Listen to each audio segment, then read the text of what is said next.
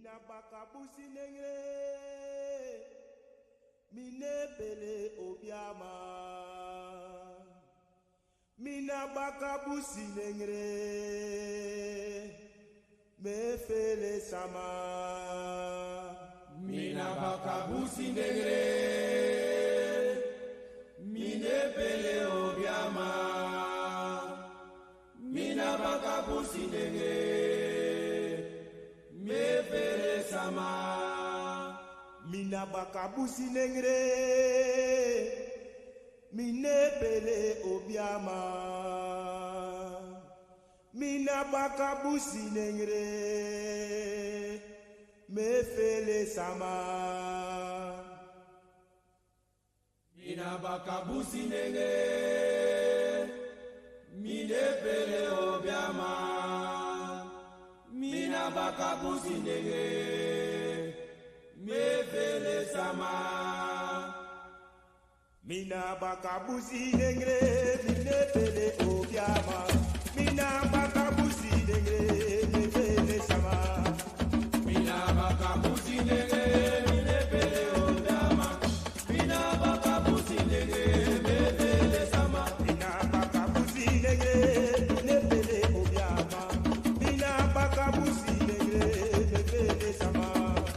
Mina bakabusi nengre, mine pele obiama. Mina bakabusi nengre, me pele sama. Mina bakabusi nengre, mine pele obiama. Mina bakabusi nengre, me fele sama. Mina bakabusi nengre, mine pele obiama. Mina bakabusi nengre, me pele sama. Mina bakabusi nengre, mine pele obiama. Mina bakabusi nengre, me fele sama. Mina bakabusi nengre, mine pele obiama. Mina bakabusi nengre, me pele sama. Ayo me fele sama, Me pele sama, mama me fele sama, me pele sama, tisa me fele sama, me pele sama, ay mama me fele sama, me pele sama, brother me fele sama, me pele sama, me pele sama, me pele sama,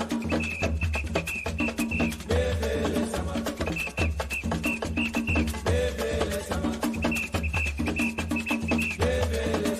mina bakabusi nengre, mine pele obiama. Mina bakabusi nengre, me fele sama. Mina bakabusi nengre, mine pele obiama. Mina bakabusi nengre, me pele sama. Mina bakabusi nengre, mine pele obiama. Mina bakabusi nengre, me fele sama. Mina bakabusi nengre, mine pele obiama. Mina bakabusi nengre, me pele sama. Mina bakabusi nengre, mine pele obiama. Mina bakabusi nengre, me fele sama. Mina bakabusi nengre, mine pele obiama. Mina bakabusi nengre, me pele sama. Ayo me fele sama, Me pele sama, mama me fele sama, me pele sama, tita me fele sama, me pele sama, mama me fele sama, me pele sama, me fele sama. me pele sama. Mina bakabusi nengre, mine pele obiama.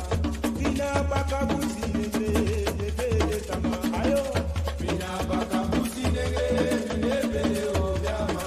Mina bakabusi nengre, me pele sama, Ayo me fele sama, me pele sama, mama me fele sama, me pele sama, tita me fele sama, me pele sama, mama me fele sama, me pele sama, mama me fele sama, me pele sama, tita me fele sama.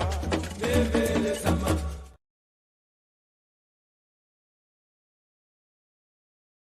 Fire burn them dirty king, blaze up them dirty king, fire burn them king, send him disastrous, and time he fast with us, ancestors walk with us, fire burn them king.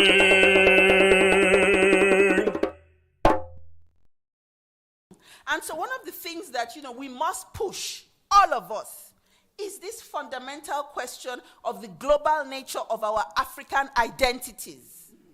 That we stop, to see ourselves as Nigerians and Gabonese and, Ghanaians and Congolese and all these other nonsensical identities that we have. But not just that we talk about them like we're talking now, but that it's actually, embedded in our spirits, in our psyche, and in our approach to our work. Because those of you, who are on the continent know that we face, this crisis of religion, this crisis of ethnicism that is tearing us apart. And the only solution to that is going to, to start to address things and see things as a global body. And that when we speak of a Federation of African States, we're not just referring to us on the continent, but that we are coming to the table with all of our power. And our power means the millions of Africans in the diaspora. That there's that clarity of understanding. So it's not something we just talk about or we preach about, but that we actually begin to implement.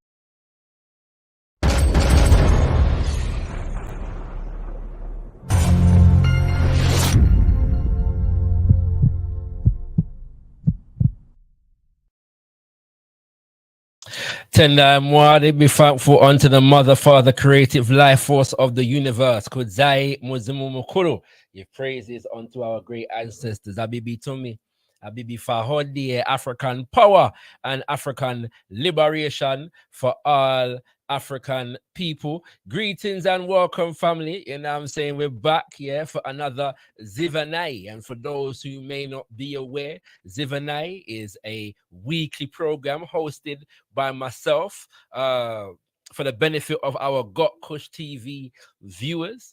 And yeah, it's just an open house, really and truly. And sometimes we have some prescribed topics, which we did for the majority, if not all, of last month, because last month is Black History Month as observed in the UK. And so I want to thank all those who joined us here for our Black History Month programming, whether it was for our live broadcast where we were addressing issues to do with the Grenada Revolution, and also the current uprisings and coups that we hope are going to become revolutions, or should I say rebellions that we hope are going to become revolutions in West Africa today. Special shout out to all of those guests who joined us, and in particular I want to send a special shout out to Sister Kushti, Empress Kushti, who joined us last week and the week before to co-host and present, brothers and sisters. And in particular last week's show, because me and Sister Kushti were questioning a powerful panel of guests about the situation in West Africa, and it was a powerful show. A lot of information was presented, and so if you're new to the topic, watch both shows, because in the first show, Sister Kushti kind of broke down some of the information that you're gonna need. All right, but if you feel like you got some information on it already, feel free to just check out last week's show. As me and Sister Kushti question our guests and interrogate their points and so on and so forth. It was good, and a situation that we're going to be paying more and more attention to. I want to encourage ones and ones as you come through to like up the video. Oh, I should also say that was whether it was our live shows or our Black History Month series, Sankofa, the future of Black history. And yeah, man, big up to everyone who joined us for that series. It was a powerful series, and we're gonna make that available to those who have joined our Patreon soon. So stay tuned for that. We're gonna give exclusive access to our Patreon family to those presentations. from Robin Walker, myself, sister Aya Eneli, and brother Asa Imhotep. It was a powerful series. Yeah, so we're gonna, those who are supporting us via Patreon, we appreciate you, and we're gonna be making those presentations available to you very soon. All right, I've been updating the Patreon recently, and having said that, for brothers and sisters who want to support gotkushTV as it stands right about now, please do so. Please do so by checking out our Patreon. And making a monthly or even a one-off contribution. Yeah, everything blessed. But we intend to grow as a media platform, and we have to acquire many resources to get to where we want to get to. Okay, and so we're growing slowly but surely, and so there's no perks on the Patreon at the moment. If you join the Patreon right now, you're just doing it for the love. And I guess, well, not that I guess, those perks, yeah, especially for those who just join, just doing it for the love right about now. When we do start to add perks, you'll get them. And as long as we are adding perks and so on to our Patreon, we will make sure that you are specially taken care of, because right now you're just doing it for the love, and we appreciate that. But as I've said, very soon, the exclusive footage from our Black History Month series of 2023 will be made available to the item. All right, so give thanks. You can check it out right there. So there is also a link in the description to our Telegram channel. Yeah, and that's where we send our good notifications. Okay, you know, so when you're upon them social media, yeah, the algorithm sometimes dictates who sees what they see and so on and so forth. So if you want to make sure that you get all your gotkushTV information, I encourage you to join our Telegram channel. Yeah, that's the best place to go to receive all of your gotkushTV updates. But as well, I'm going to be starting to just post Pan-African news, yeah, in there periodically as well, just so we can stay in tune with what is happening in the Black world. All right, so feel free to join the Telegram group for those purposes also. The link to join the conversation is pinned to the top of the chat if you are watching via directly on gotkushTV. So I'm multi-streaming to various platforms at the moment. So in the description, you will see a link that says watch via gotkushTV. And when you come there, so you will find the link to join the conversation. Yes. Pinned to the top of the chat. So for those who are not familiar with ZIVANAYI, it's open house. I open the conversation with some thoughts and observations from the past week, and brothers and sisters, and feel free to join me and either contribute to the observations that I have shared and or bring their own talking points. So once again, as you come through, please like up the video, family, and also share the link. Yeah, share the link far and wide. Let the people them know that ShakaRa is live on gotkushTV. ZIVANAYI is in session, and ZIVANAYI is a beautiful word spoken in the Shona language of Zimbabwe.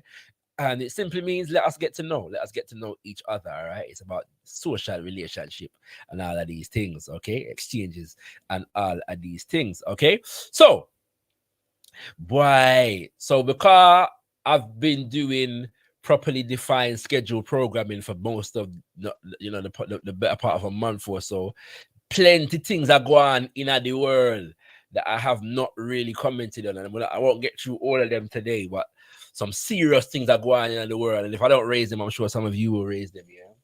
Having said that, do check out the Universal African Nationalist Perspective on the Gaza-Israel conflict, and some might say genocide in process at the moment, that is on our channel right about now. Yeah, some important analysis is there. No doubt we'll be coming back to that from a Pan-African perspective in the future, and I may touch on some dynamics, because what I'm very most interested in relation to that subject is the media and how the media has been propagandizing around this particular conflict. Yeah, and I think there's a lot of lessons that we can learn about geopolitics, economics, and power.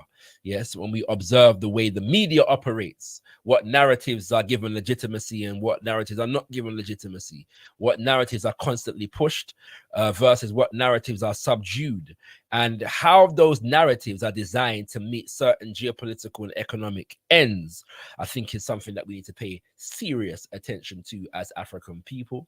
Whereas I don't believe it's whereas I think that we should have an analysis and a position on this particular conflict. One might say that it is not our direct fight, and one will be correct if one said this. But in spite of that fact, as Papa Garvey teaches us, we must pay attention to what is happening in the world. Hear all, but attend only to that which concerns you. All right. And so, yeah, another subject for another time. But what I want to really focus upon today, as far as what I bring to the table, is the fact that me live in a place, yeah, in the confines of a nation state called the United Kingdom of Great Britain. By the way, I always forget to do this here, so let me do this now. I said big up everybody where I type in the chat, and so far we have set Imhotep, big up yourself, King Kill, and Meloman. Big up yourself, Meloman. You don't know, more Pan-Africanism indeed. For those who are, locked on, feel free to use the chat feature, and may always love to know where I listen from. Yeah, so you can type where I listen from if you want to know. All right, give thanks. Yeah, okay. So yeah, I live in a country, a colonizer nation, a European Western imperialist white supremacist bastion called the United Kingdom of Great Britain, and it is a constitutional monarchy. It is a nation whose pinnacle institution is referred to as the crown, aka the firm, aka a corporation soul, aka the monarchy, the royal family, etc., etc., etc. And the head of this particular institution, who is the ceremonial head, the monarch of the United Kingdom of Great Britain, recently traveled to the East African nation of Kenya. Yes, Kenya. Very, very important place as far as the British is concerned in general, but also the firm, the royal family, the monarchy of this country. They have some serious relationships with Kenya, not only as a result of their business dealings associated with their colonial exploits, but for some reason it's a place that has a lot of significance for the last few generations of this family on a personal level.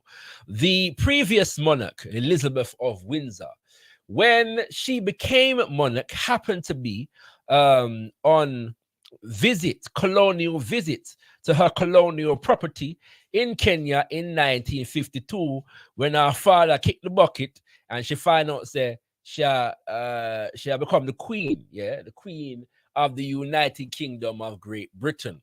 Okay. Interestingly enough, 1952 was also the year that our elders, some now ancestors in Kenya, started a rebellion, a revolution in progress under the auspices of the Kenya Land and Freedom Army, which became popularly known as the Mau Mau. Okay. And so Elizabeth, yes, presided over the British government and its armed forces response to the Kenya Land and Freedom Army rising up and picking up arms against the British monarchy and its institutions in their colonization, theft, robbery, pillaging, and rape of our people in Kenya. And for fighting for our freedom in Kenya, the British waged a brutal reign of terror upon our elders and ancestors. And so when Charles goes to Kenya, he makes reference to this, yeah. And this is all a part of the monarchy of Great Britain engaging in its public relations exercises, trying to clean up and soften its image, you know, because many people see it for what it is, as the colonial colonizer institution, criminal institution that it is. And so, you know, they've been engaging in some form of PR in recent years to try and, you know, clean up them image, yeah. And so, you know, this is part of the process. And so I'm going to play a little piece of what Charles had to say and give a perspective. We're going to look upon how the British media was covering the Mau Mau situation in 1952 and 1953, and we're going to look upon what has happened since then and how that affects us today. And then we're going to open up the lines then, all right? So bear with I, all right? We're going to go through some things today and see how the thing go, all right? So first of all, let's play Charles himself, yeah? Let's hear what Charles has to say for himself, yeah? When him go to Kenya. Go well in Kenya. Oh, man. All on there, kings and queens. Grant access to location. Yeah, the laymen are going right now, kings and queens. All right. So all on there. I'm gonna sort out the thing. Yeah. Sorry, we have some new technology. And some settings are not. Okay. All right. So we see the thing go now. Yeah. Okay. Let's see. We should be able to do it now. Hold on there. We're getting there. We're getting there. Let's make sure. Let me make sure. All right, family. I believe you can see my screen. Can somebody give me a signal? Make sure you can see my screen, please. Yeah, before we go any further, because I don't want, you know what I mean? All right, good. Okay, so everybody can see my screen now. All right. So let's hear what Charles has to say for himself. Yeah, and then we're gonna break down some language today. Yeah. All right. Hold on there. It is the intimacy of our shared history that has brought our people together. However, we must also acknowledge. So notice that them language there, yeah, the intimacy, yes, of our shared history. All right. Not mention the fact that the shared history is based upon colonialism, robbery, yeah, theft, pillaging, and rape. And all them thing there. All right. Okay. So the intimacy of our shared, this is the euphemisms, yeah. But then the most painful together. However, we must also acknowledge the most painful times of our long and complex relationship. The wrongdoings of the past are a cause of the greatest sorrow. So notice here the language here, all right. So we're talking about the complexities. Yeah, let me pull up what I'm saying again. Let's notice the language here. The wrongdoings of the past and complex must also acknowledge the most painful times of our long and complex relationship. All right, so the most painful times of our long and complex relationship. Yes. You might talk like, say, you know, you're there in a relationship for a little while and you argue with your spouse and you got through some tough time. You know what I'm saying? Yeah. It's like, imagine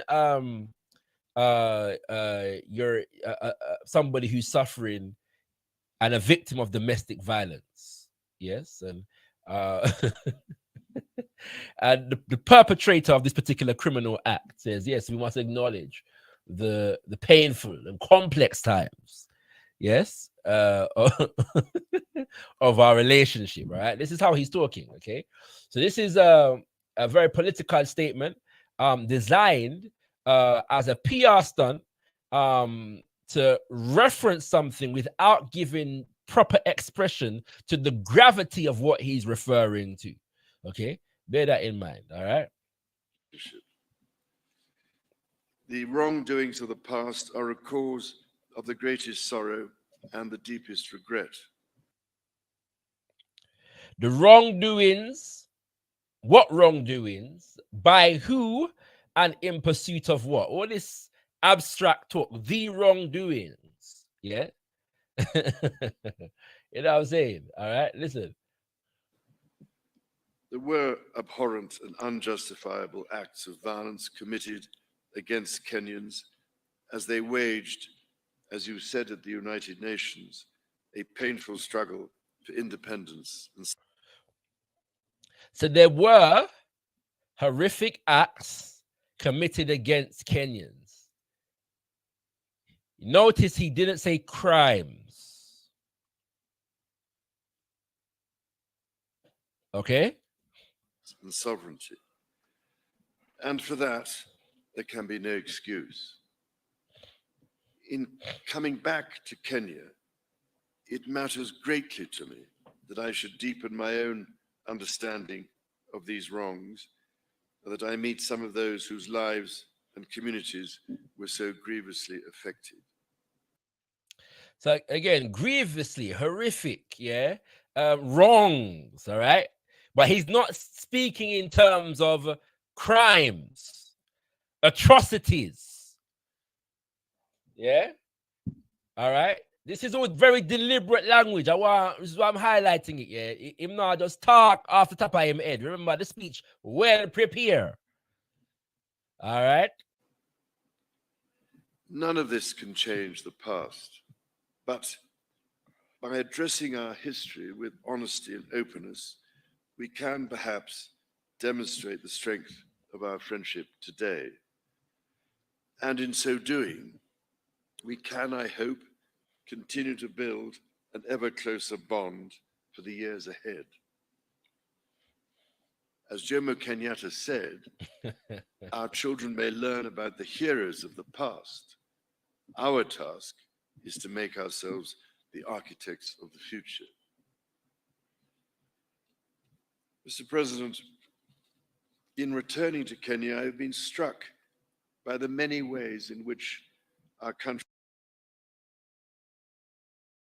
I'm gonna play a couple minutes more here, but I want to point out the fact that when he says sorrow and regret again, this is political language designed to stave off any possible legal pursuits, yes, triggering any processes within the context of international law. So to express sorrow and regret is to stop short of granting apology, which in international law, which if you watch the breakdown, the Universal African Nationalist breakdown of the Gaza, Israel, quote unquote, conflict, we will note the context in which international law developed, who developed it, and in whose interest it was developed. Okay, but within international law, formal apologies means admissions of guilt, which means the guilty party is responsible for making amends in the form of reparations, compensation, or otherwise. Yeah. And so the statement that he has just made in that little brief acknowledgement of the colonial history is an act in chicanery and deception, so that we get caught up in the flowery language of, you know, horrors, yeah, painful wrongs, okay, right? But in geopolitics, this language has political and legal ramifications. Yes, it's very deliberate. It's the same thing that former Prime Minister Tony Blair engaged in when in 2007, to acknowledge the so-called bicentenary of the abolition of the so-called slave trade, he offered a statement of regret. I believe this was in the Voice newspaper. Yeah, at the time. Statement of regret, not an apology, because the political jargon must stop short of formal apology so as not to admit culpability for a crime. Bear this in mind. Bear in mind that this is the 1950s that he's referring to. And we're going to go into details about what he's referring to. But the only point I want to make at this point is the fact that this is, by this point, the frameworks that govern international law in terms of Geneva Convention, war crimes, etc., are already formulated and in place. And Britain is a leading light in enforcing these standards of human rights on the world. Bear this in mind, yeah? I'm just gonna play it right to when I want to finish it, because there's an important point that he's gonna make. The country's relationship is now closer than ever. It is a modern partnership of equals facing today's challenges and looking to the many opportunities that together we can seize.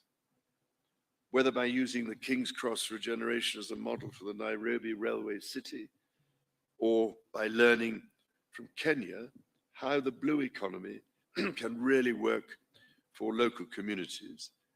All of you here this evening and across our countries deserve our gratitude for your ceaseless work to realize our joint ambitions. Our people's security is a paramount concern. It is fitting then that Kenya's first Marine Commando Unit was established earlier this year, trained by British Royal Marines.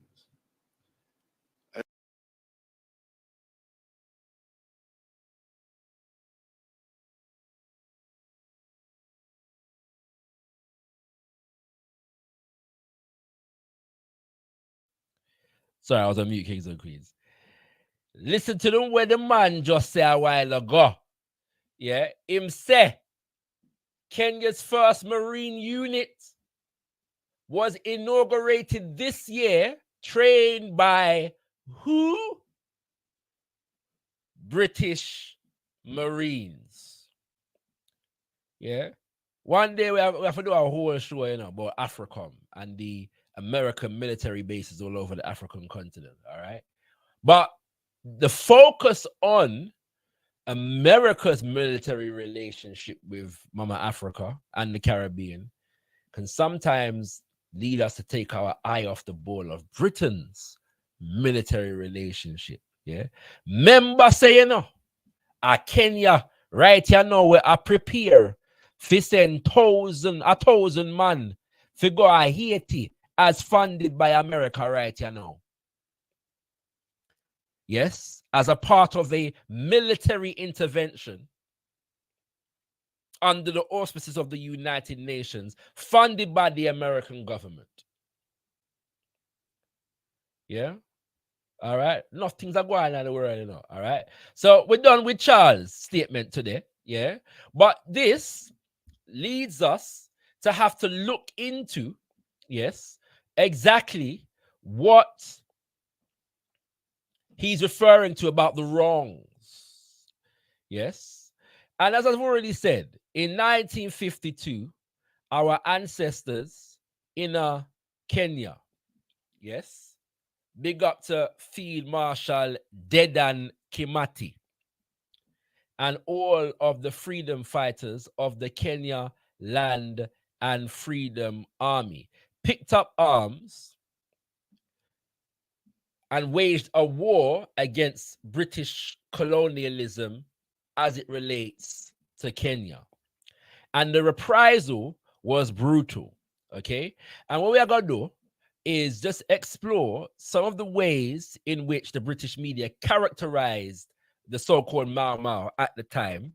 Then we're going to look at how they tried to cover up their crimes, yeah? What crimes they committed, how they tried to cover up those crimes, and then I'm going to open up the lines, all right? And so we're going to take in two clips here, yeah? And listen to the language, yeah? Listen to the language that they use in these clips, okay? And ask yourself if this language just sounds familiar, all right? Ask yourself if this language just sounds familiar. Very important that when we're looking at the media and the role that it plays, how it characterizes and the language that it uses against those who rise up against Western imperialism, okay, and colonization. And listen to this.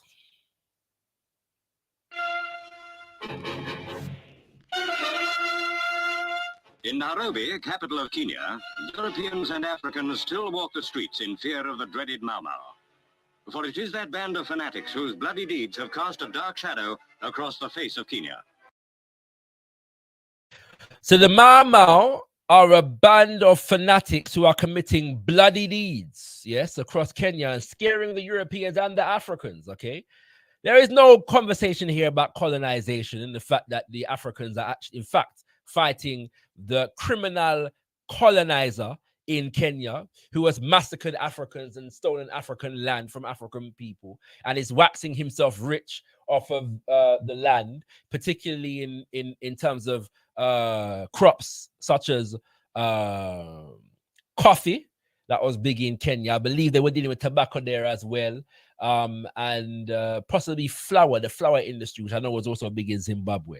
All right, but particularly one of the major things coming out of Kenya at this time was coffee, and Britain. So companies like Kenco, Kenco, Kenya Coffee.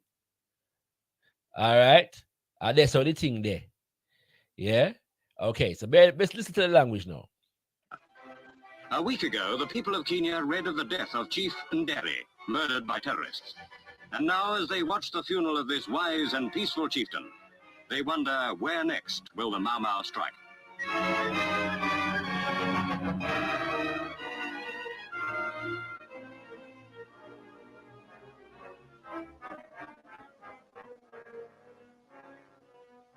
Troops are in the streets of Nairobi. Sir Evelyn Baring, the governor, salutes the men of the Lancashire Fusiliers who have flown in to help clear his colony of the Mau Mau menace, which has struck fear into Kenya's very heart.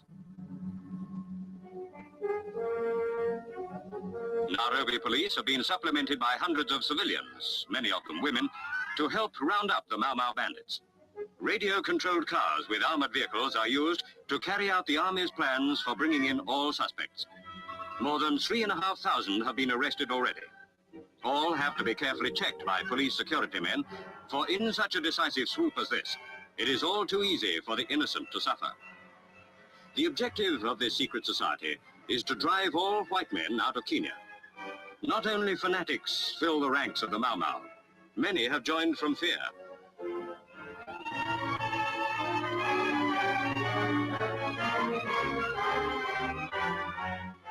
Day after day, hour after hour, lorries bearing police and troops drive away from the capital and head for the country.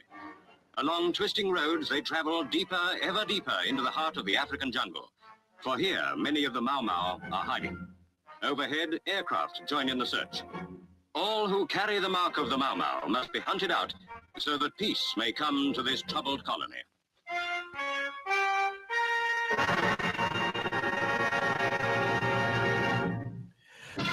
All right, so once again, I hope you're praying the language, kings and queens. Yeah, we're not gonna stop long on this one. Yeah, we're gonna move on to our next clip. Couple minutes, yeah, and then so we can just touch and move. All right, and come back here. But just take note of the language here. The criminal colonizer is vexed that the African wants to drive the white man, the criminal colonizer white man, from his land. And so because of the colonial order, the act of fighting for African liberation is considered a crime. Yes, that is punishable. Okay. And so the Mau Mau, the Kenya Land and Freedom Army, had to be depicted as barbaric, bloodthirsty savages, yes, disturbing the good colonial peace of the civilized white man. Okay, this is what's taking place right about now. We're gonna take one more clip, and notice in that clip, yeah, he spoke about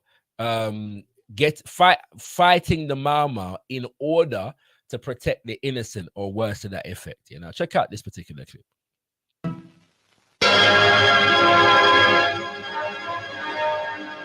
Cathay News cameraman Bill McConville has been assigned to cover the news in the Kikuyu country, and this is his first report. I boarded a BOAC Hermes aircraft at London Airport only a few days ago to fly to Nairobi. I don't mind admitting I had pretty mixed feelings.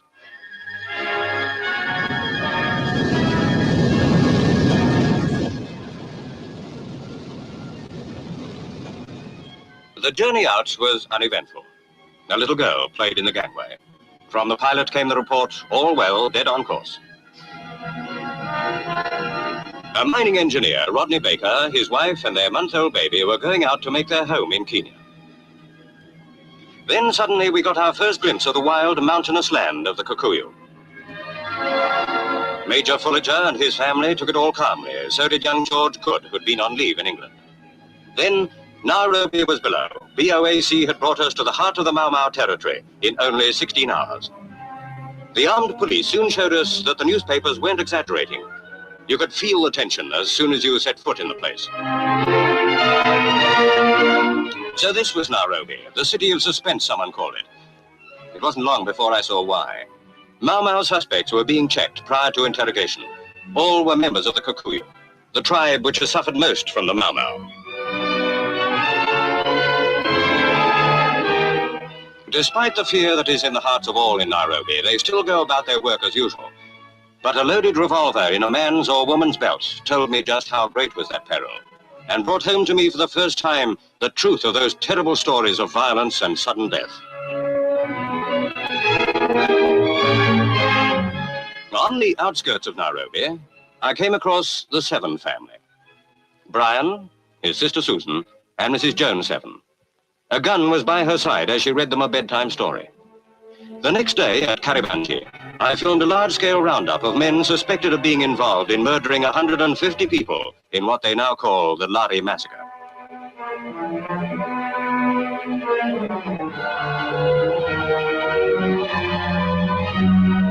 I asked some of the officers about their job. They told me their chief problem was that so many Africans were reluctant to talk for fear of the Mau Mau's revenge. For even one of their own tribe may well be a member of the gang. A black cloud of suspicion hangs over all in Kenya, and until the Mau Mau are destroyed, the innocent too must suffer.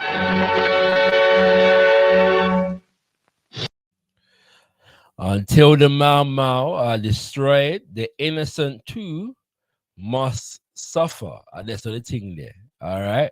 So bear all of these things in mind. So we get the characterization of the Mau Mau fighting against British colonialism. And what they began to do was seize back land that the British had stolen. They began to attack British so-called officials, company men, property of corporations, and so on and so forth. Okay, and so the colonial authority and the British state had to organize themselves to protect the quote-unquote private property of these criminal colonizers. All right, and their families and so on and so forth. Yeah.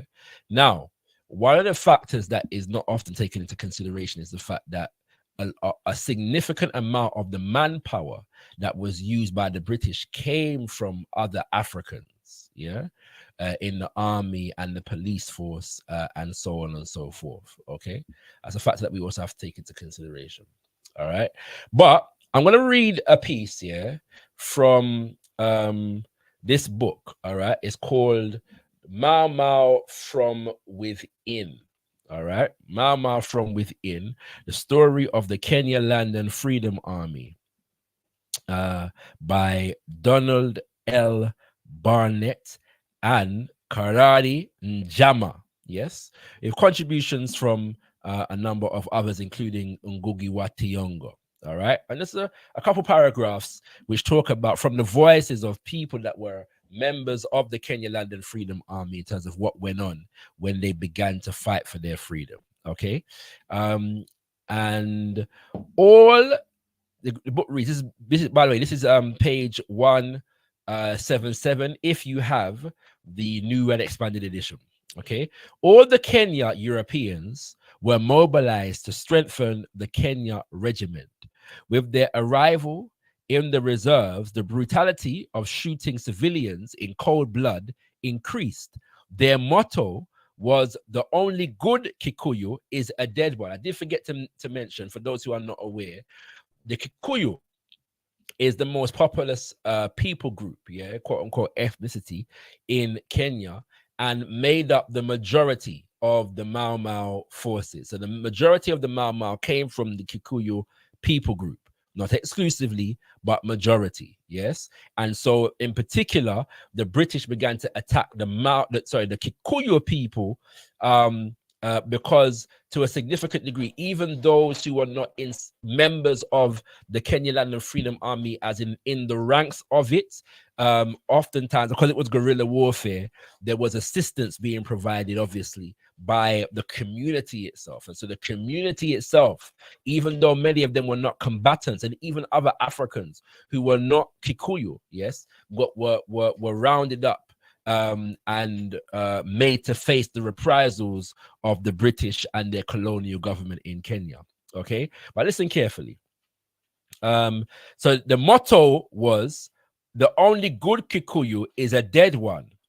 During this month, June, in my location, Richard Gituro, Itonge Gikuhi, Rongo Kibiko, and Juma Muture, my Kikuyu brothers and sisters, forgive me for mashing up them name there. You know what I'm saying? And feel free if any of you are listen to come correct. Yeah, my foreign tongue. Right, I know. All right. Okay. Were called out of their houses, taken to Kamoko Home Guard Center, where they were badly beaten, it being alleged that they had helped Mau Mau with food. So giving the Mau Mau food was a criminal offense for which one could be severely punished. Each was then taken out of the camp in turn and shot. Irungu Mukuru had been shot on the same day on his way to the Undunyo market. There was also an increase of inhuman torture in the local camps. For example, men castrated, beatings aimed at fracturing a limb, putting tabai or hata, poisonous stinging plant leaves of the nettle family, which cause great pain and the swelling for half a day in women's vaginas. This is an important one because a significant amount of the Kenya Land and Freedom Army were in fact women. Okay, were in fact women. Salute to our recent ancestor, Mama Mukami Kimati, Mama Njeri, who were leading and prominent members in the Kenya Land and Freedom Army. That's just two names of some of the women. Yeah, but what is being said here is that they would put stinging nettles that were known to swell up the body into the vaginas, yes, of our elder mamas and ancestor mamas, pressing hard breasts or testicles with pliers. At this time, Ihururu Center in the North Tetu location of Njeri had been exercising all those tortures. By the same time, Simba Camp, Kambi Yasimba in Thompson's Falls district, and another camp in Bahati area of the Rift Valley on the farm of a well-known settler named Felth, were reported to be the worst in torturing. Hundreds of persons who fell victim of these tortures can be seen anywhere in the country or in towns as crippled beggars, having lost one or both legs or arms or suffering other deformities. I have come across 6 castrated men, one of whom, Kamau Njoroge, was nicknamed Mapengo, toothless, due to the absence of his front teeth in both jaws, which he lost at the Simba camp, which means that they were literally knocked out of his head. He lived with me in the Ati River and Lodwar detention camps. One more paragraph, family. In addition to the killings, beatings, and torture, starvation was accelerated, in which thousands of children and old age persons died. This was started by the repatriation of many, many thousands of Kikuyu from the Rift Valley and Nairobi into the reserves, followed by the repatriation of forest squatters in both Mount Kenya and the Abadaris. Thirdly, the eviction of people from a 1 to 2 mile strip all around the mountains in early June. This decreased the areas of food production and caused over 250,000 people to be homeless, landless, jobless, and helpless. In addition to this, there were strict curfews that were forced to work on communal fatigue all days, getting no food and no pay, and losing time to attend their gardens where they could get something to keep them alive. Yeah, there's more that could be said. All right, there's more that could be said. Yeah, and in fact, there's more that will be said. But one of the things that we know about the British onslaught against the Kenya Land and Freedom Army, the Kikuyu people, and the people of Kenya in general is that the numbers, yes, that suffered the tortures, literal concentration camps, and I mean literal concentration camps, yeah, and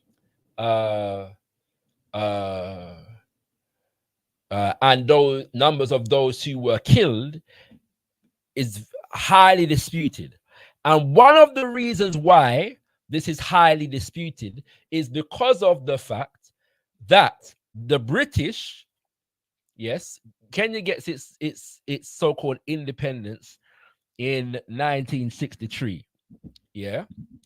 And one of the reasons why the details of exactly what went down and the numbers of Africans who suffered, not just in Kenya, but we're focusing on Kenya right about now, yeah, is because of the fact that the British had an operation, yes, called Operation Legacy, all right, in which, I'm just going to read it here.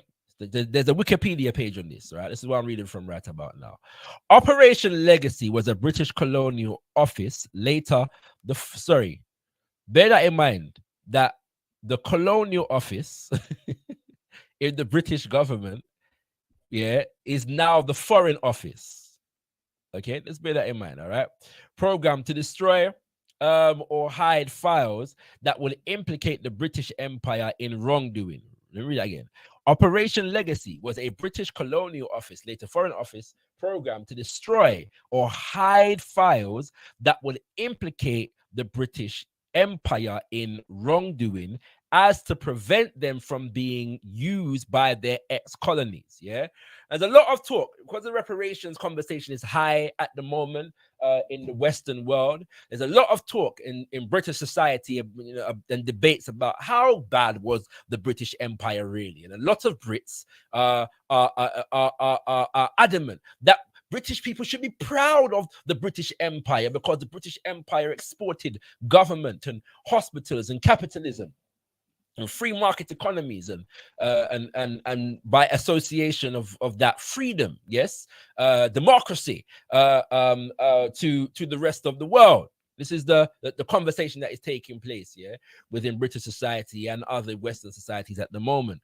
But the true exploits of the British Empire has a reputation for being less draconian and less barbaric than the French Empire or the Portuguese Empire. Those two, or the Spanish Empire, yes, them empires in particular. But the reality is that the British Empire engaged in an act of chicanery, Operation Legacy. In other words, to preserve the legacy of the British, we must destroy the evidence of our wrongdoings. As we go into this world trying to paint ourselves and promote ourselves as the bastions of liberty and human rights and etc., etc., etc. It ran from the 1950s until the 1970s, when the decolonization of the British Empire was at its height. methods of operation. MI5 or special branch agents vetted all secret documents in the colonial administrations to find those that could embarrass the British monarchy. For instance, by showing racial or religious bias, they identified 8,800 files to conceal from at least 23 countries and territories in the 1950s and 60s and destroyed them or sent them to the United Kingdom. Precise instructions were given for methods to be used for destruction, including burning and dumping at sea.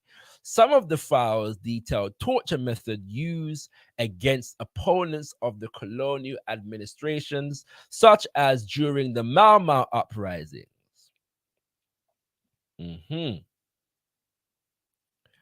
All right.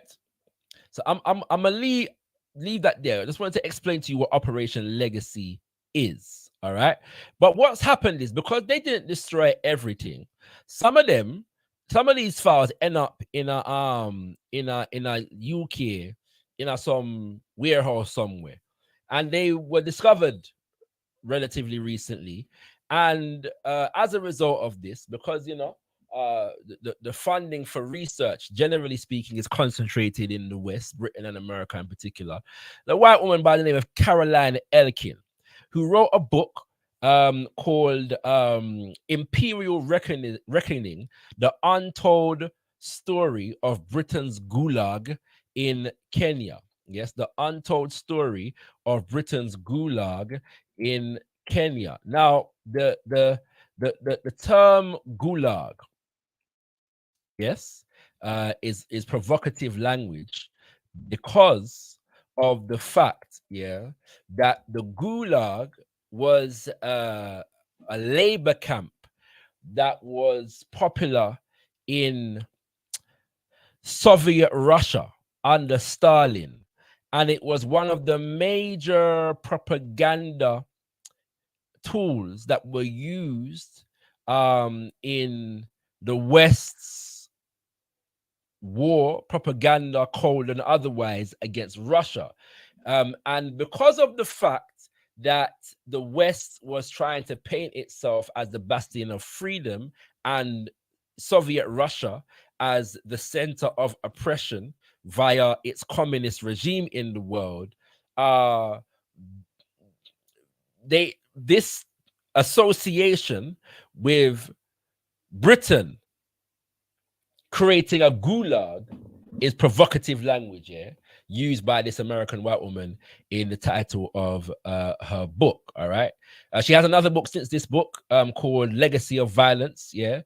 Important read. Both are important reads for understanding and the horrors, and the crimes that were committed by the British Empire. Okay, but we're going to hear a snippet from Caroline Elkin, and what's important here is the information that she provides in terms of what just the files that she was. Now remember, holy the files them destroy, when I have them again. But what the files that were uncovered and that she was given access to, what they in fact did reveal. Okay, let's bear that in mind. And after this, we're going to open up the lines. All right. Okay.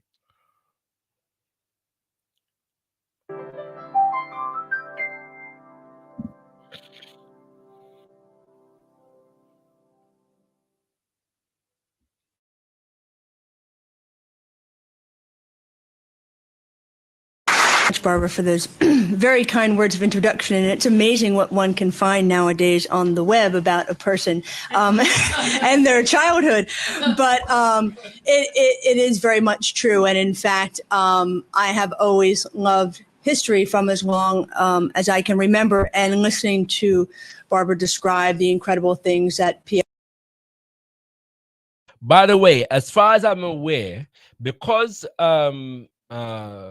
these files were only released within the last 15 years, she is the only person to have done significant research on these files.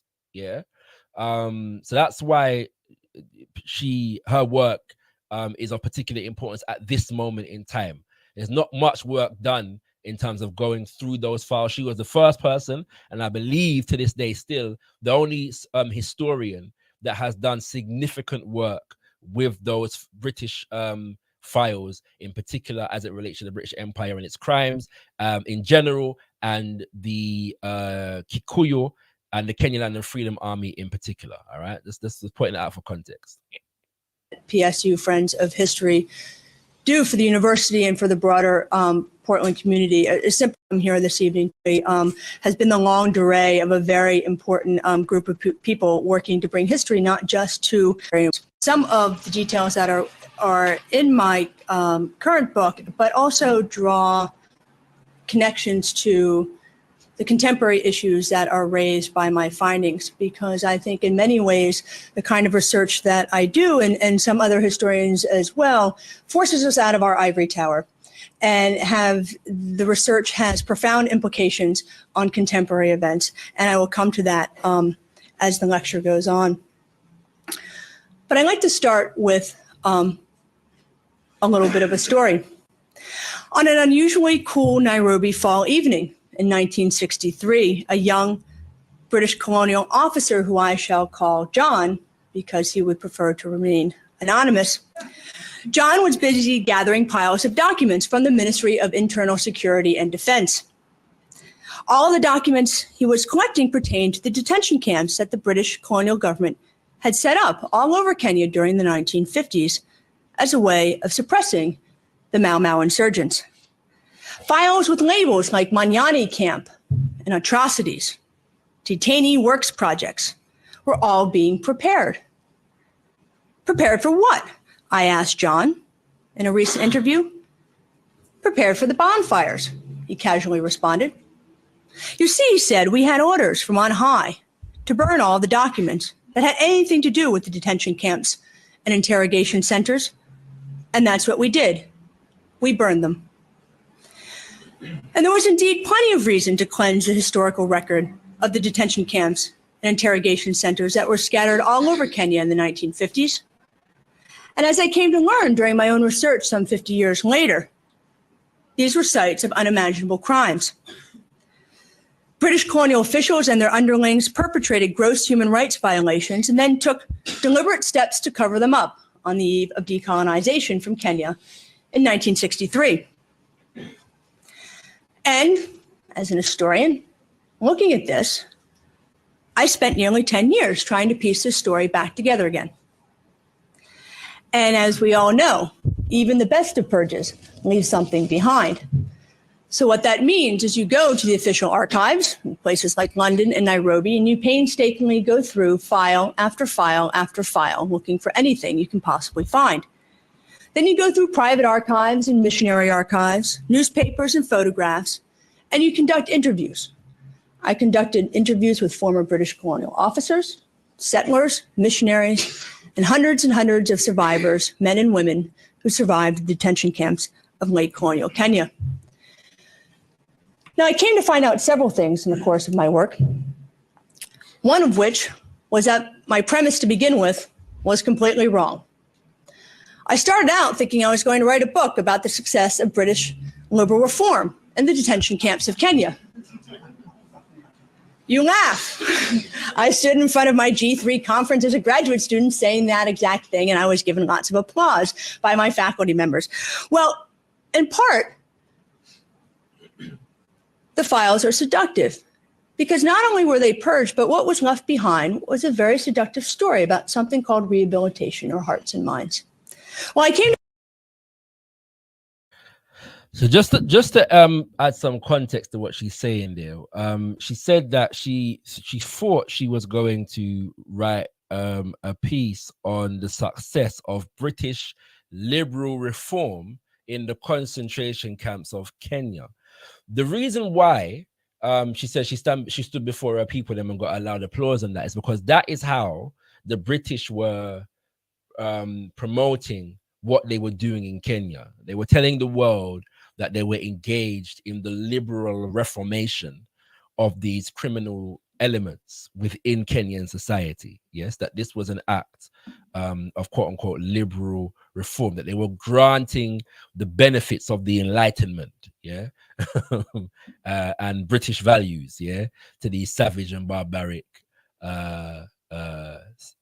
Africans, yeah, Kikuyu in particular, Kenya Land and Freedom Army, so-called Mau Mau in specific, yeah, and so that was the dominant narrative, okay, about what Britain had done. So it was generally accepted that, you know, the Kenya Land and Freedom Army rose up, they were brutal savages, and the Mau Mau became the image of brutality and savagery in Western media for a significant period of time. And then in response, the British engaged in a gentlemanly exercise in liberal reformation. Yeah, that was the propaganda and the characterization. So that's why she went in with that mentality. I came to find out that these camps weren't about hearts and minds at all, but that in fact, they formed something collectively, which I have called Britain's Gulag. There was also something else that really struck me about all of this, and that was the actual numbers of detainees in the camps. Official files. So this is the important part, yeah, where she talks about the actual numbers of detainees in the camps. Listen very, very carefully to this point. Say 70 to 80,000 detainees. But time and again, the numbers that kept cropping up in the files that remain suggested something more. And when you look closely at these numbers, what you come to find out was that these were net figures and not gross figures. In other words, they didn't tell you how many detainees came into the camps and how many left. So once you go back through the files and start piecing together the intake and release rates, what you come to find out is that really 2 to 4 times the number of detainees were in these camps, or somewhere as high as 320,000 detainees. All right, so even the book that I've just read, yeah, that's written from a Kenya Land and Freedom Army perspective, yeah, all right, measured it at 250,000. It's actually significantly more than that, yeah. Actually, sorry, this wasn't measuring the people in the camps. This was measuring the people that became homeless. All right, so that's it's even a different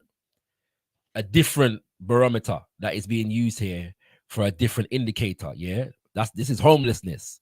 All right, so we're talking about, but bear in mind, yeah, she said over 300,000 people. All right, but the point here is that this is 2, 3, 4 times more than the known average has generally been identified.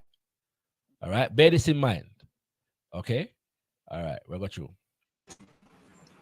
But bear in mind that these camps were by and large for men only. But that also raises an issue because, again, in the files, the women were purported to be more steadfastly Mau Mau than the men. I just want to point out the British had a running thing. They wrote this about women in Zimbabwe as well, in Nigeria, I believe also in Ghana. They had a thing about steadfastness of African women against colonialism. Yeah, and so in their records, yeah, they said that the women were more steadfastly, quote unquote, Mau Mau than the men were. A lot of the men were. Yeah, you remember Radan said a significant amount of the army was women. Okay, all right, let's bear that in mind. But what you come to find out is that the women and the children and the elderly were also detained, but not in the camps, but in the emergency villages. Because dotting the Kikuyu countryside by the middle of 1954 and 1955, the British colonial government set up 800 emergency barbed wire villages.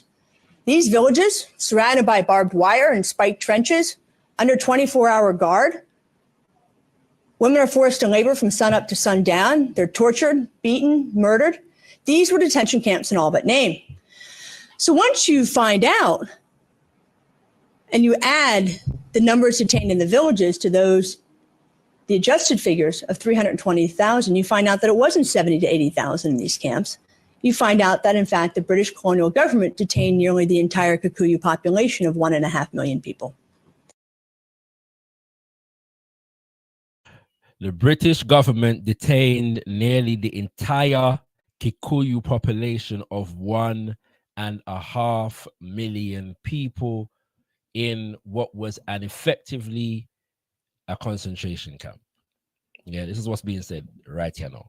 Okay, and this has been covered up deliberately by the British government from that time until very, very recently. All right, bear this in mind. The other issue becomes the death figures. Again, the reports suggest that in total, 32 settlers died during the entire Mau Mau emergency. Settler is a white man or woman, yeah, white people, colonizers, yeah, in Kenya. Okay, all right, bear that in mind. And based upon research, there's no reason to suspect that this number is incorrect because, as we know, the British likely would have padded that number if they could have. Similarly, approximately 11,000 loyalists. These are Africans who are loyal to the British government. I'll talk about them a bit more later. About 1,100 died. And then they suggest that 11,000 Mau Mau adherents died. Now, again, if we look at the extensive empirical evidence from countless eyewitnesses, testimonies from Asian attorneys, many of these men who represented the Africans who went off to the camps, one of whom a man by the name of Fitz D'Souza, who said tens of thousands of them simply never came back. This was a kind of ethnic cleansing. When asked, several of these attorneys estimated the numbers to be in the hundreds of thousands. And also what's compelling are the demographic figures, because what we find out is that the Kikuyu are not growing at the same rate as the other ethnic groups surrounding them, the Kamba, the Luo, and the Luya. And if you apply the growth rates of the surrounding ethnic groups to the Kikuyu figures, what you find out is that we're missing somewhere between 150 and 300,000 Kikuyu. Now, to give you a sense of the nature of the war crimes that took place in Kenya during the 1950s, I'd like to introduce you to a few of the other people who I interviewed during the course of my research. The first is a man by the name of Paskasu Macharia, who lives in Murang'a district in Kikuyu Central Province. And he described to me his experiences in Manyani detention camp, which was one of the largest camps in Kenya, and what was happening in the compound across from his. And he could see this compound because it's separated simply by barbed wire. And it was something that he described in his words as completely unimaginable.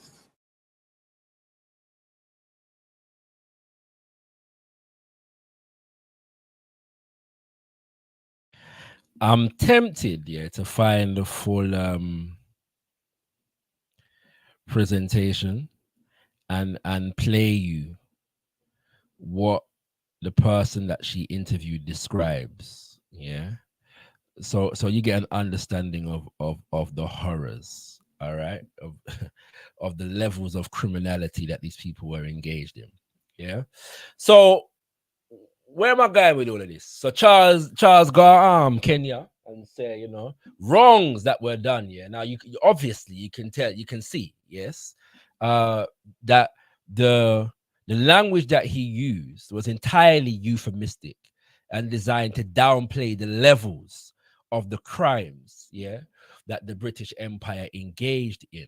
Okay. Then he goes on to speak about the Marines in Kenya who are being trained by the British Marines, the same British military that was responsible for inflicting these horrors and perpetrating these crimes, and now training Kenyan soldiers as a Marine force. And go there and him speak to Swahili word, Kiswahili word, and the people them sing on them idiot them. Yeah, singing them and clap like some circus scene. Yeah, for Charles of the United Kingdom of Great Britain. Okay, but the important thing for us to note, brothers and sisters, as far as the relevance of all of this today, is that the British government, the French government, the German government, European governments in general, and also the American government, to one degree or another in this day and age, are going to engage in certain levels of window dressing exercises that are designed to subdue our sensibilities and our passions in relation to historical wrongs, that have modern day, present day implications geopolitically and economically. And all of this is designed, as they were doing in the 1950s, with a different tact, because they had a certain kind of power position in the world, which meant that they could act with a certain level of impunity. They're going to use a different kind of tact today in order to maintain that same power. Nothing in the speech that Charles delivered suggests that this recognition of wrongs and horrors that were committed against the people of Kenya represents a change in the nature of the power relationship between Kenya and Britain in any way, shape, or form on the geopolitical and economic level. In fact, everything that he said suggests that that power relationship and that power differential is going to remain the same. And just as the British had its troops training Africans in Kenya in the 1950s to serve its interests against other Africans, the British are training Africans in Kenya today for the same purpose. And we have to be clear about this. The power dynamics have not changed. Shout out to my brother Ellie. We are reading, because at the moment he's reading this good book right here, Blueprint for Black Power, and engaging in analysis on a weekly basis on this text. So check out Ellie Wananda on YouTube, and I believe it's Substack. If you want to get into this book in a casual way, but just by listening to him read and give analysis on it. But when I was watching all of these dynamics and meditating upon it, it brought me back to this book in terms of how Baba Amos Wilson identifies and breaks down what power is. And I'm not going to read it today. I may go into it next week, because it's something that I've been meditating on. But we have to be more concerned with the nature of power and power relationships. Okay, brothers and sisters, I've spoken for longer than I usually do. So I'm going to bring ones on ones forward. Feel free to click the link. The link is pinned to the top of the chat.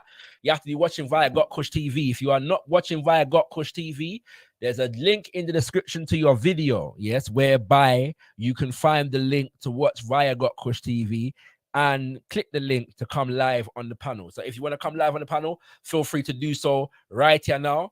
Click the link, click the link, click the link. The lines is open. You can either contribute to the talking points that I have raised, come with a different angle, raise your own points. It's open house, kings and queens. We haven't had an open house for a little while, you know what I'm saying? And so I had enough to say, so I apologize for speaking longer than I usually do, but don't feel in any way stifled, to come through, kings and queens. Feel free to click the link right here now. Imhotep, when you're ready, let me know. Oh, I think, okay, you're back. Okay. All right. So Imhotep is in the back. I'm gonna bring him through right here now. Hold on there. Let me just make sure so I'm correct, because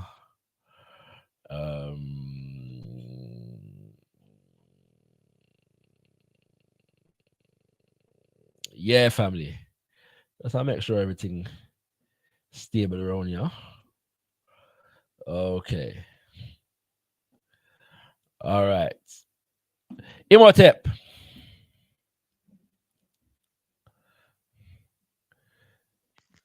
Peace, family. Can I be heard with my usual clarity? Yes, sir. I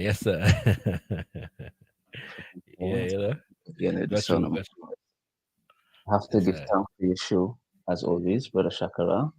And maybe make a request for a show dedicated to maybe the occupation of Kenya by the British, or Southeastern Africa by the British. Because I like the way that you break down histories and that we have a kind of way of relaying it that is very digestible for me at least. But in terms of what you started off, I have a fairly short contribution today. You started off speaking about Israel-Palestine and some folks suggesting that it may or not be our business, right? And I'm partial to, I would say, both sides of that argument, leaning more on the side of, generally these things are not our business. But there is a prominent so-called Syrian Lebanese community in Trinbago. And the current Israel-Palestine, I don't even know was the proper leftist way to frame that, but the current Israel-Palestine conflict has me contemplating at what time and in what circumstances the Syrian Lebanese Christians, predominantly Christians, arrived, and apparently also some European Jews, arrived in Trinidad and Tobago. And so, I mean, this is something that you and I have spoken about separately. Africans, diasporic Africans, and I don't know enough continental Africans, so I won't speak for them, but diasporic Africans have this, I don't know, seeming aversion to studying geopolitics because they feel like, well, we in our individual enclaves and whatever our problem is here is what we need to solve, if not primarily, solely, and so we generally don't think about how geopolitics is going to affect us in our individual enclaves. But as I said, paying attention to this to the renewed conflict in Palestine has me really contemplating the ways that these things can trickle down into these. I mean, obviously Trinidad and Tobago would have been a colony at the time, and that's why the British would have moved some of them, presumably anyway, to Trinidad. But again, the kind of international partners that we have will determine whether or not your particular country gets refugees or not, or is forced to take in refugees by the UN, those kind of things. So I definitely want to encourage the audience, don't slouch off on paying attention to geopolitics because it's complicated. Even knowing a little is better than knowing nothing, 100%. I agree, my brother. There's a lot that can be said there. I think it's fundamentally irresponsible for us to not pay attention to the geopolitical forces at play. We don't have to be pledging alliances and solidarity with anybody or any side in the conflict, even if we have an assessment of who is just and or unjust and or criminal. It doesn't mean that we are aligned with geopolitically with those who an injustice is being committed against. However, the world as we know it today operates in such a way that I believe it's fundamentally irresponsible for us not to pay attention. There's two things here though. One, we should pay attention. We should have an analysis whether it's on the geopolitics or how the geopolitics is being portrayed in the media, etc. There are many lessons to be learned in this dynamic and in an environment such as this. Okay, we may notice that, for example, a lot of the language that was used in the clips that I was playing from the 1950s, is similar language and a similar narrative that is being used right now all over the media in relation to the Palestinians in general and Hamas in particular. That's one indication. At the same time, and I know you're going to agree with this, so I'm not necessarily directing this at you, but just to add something at the in relation to what you've raised.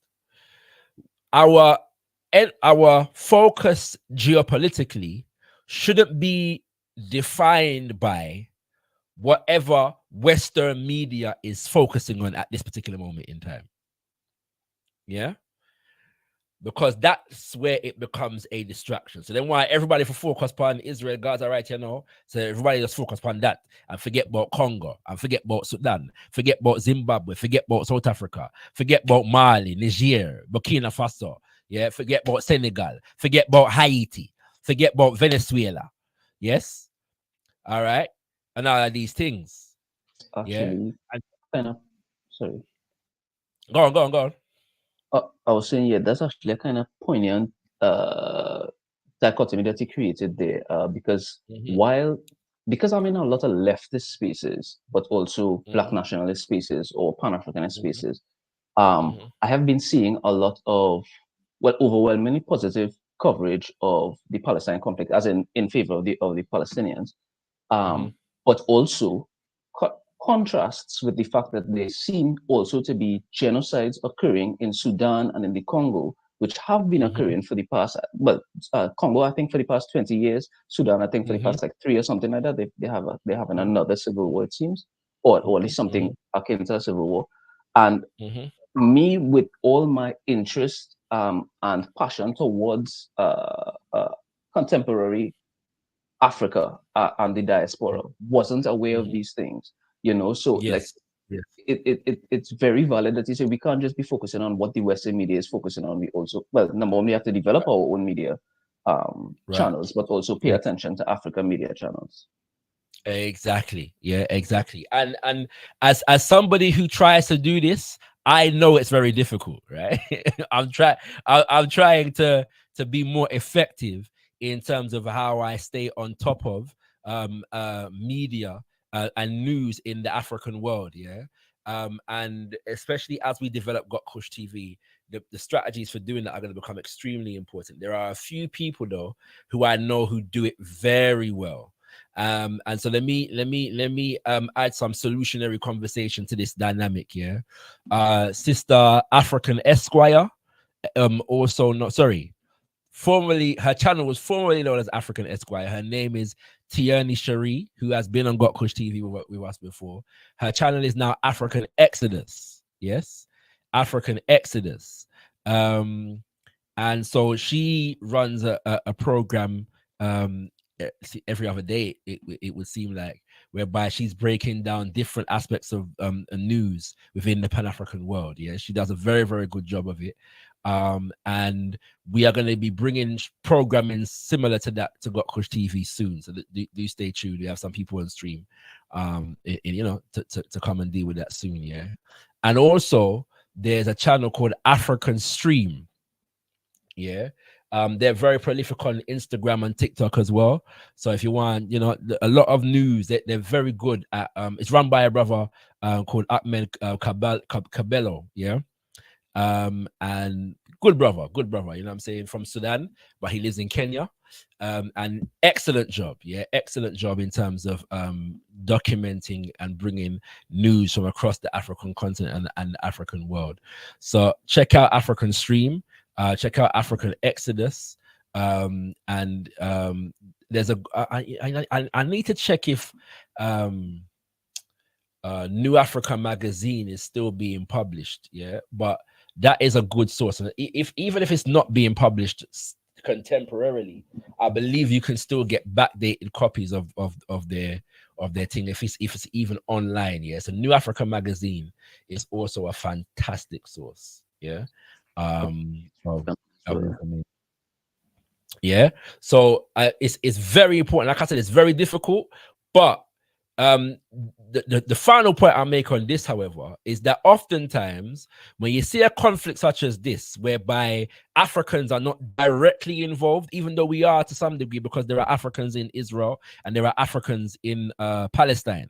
Okay, and that's a whole another dynamic that is often not spoken about, but it is a fact that Israel is a criminal settler colony that has committed crimes against African people from its inception.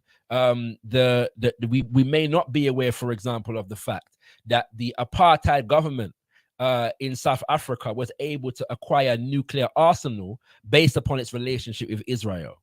Yes, in the 1970s, I believe it was. We may not be aware of the fact that Israel has engaged in the forced sterilization of African women in Israel. We may not be aware of that fact. We may not be aware of the fact that there are, in fact, Afro-Palestinians who speak about the fact that Palestinian society is fundamentally racist against them. Yes. All right. And when they buck up, so that you have those Palestinians, Afro-Palestinians so-called, who say that, then you have some Afro-Palestinians who say, well, actually, the racism that we face doesn't necessarily come from other Palestinians, it comes from Israel. The Israeli state treats Afro-Palestinians with a particular kind of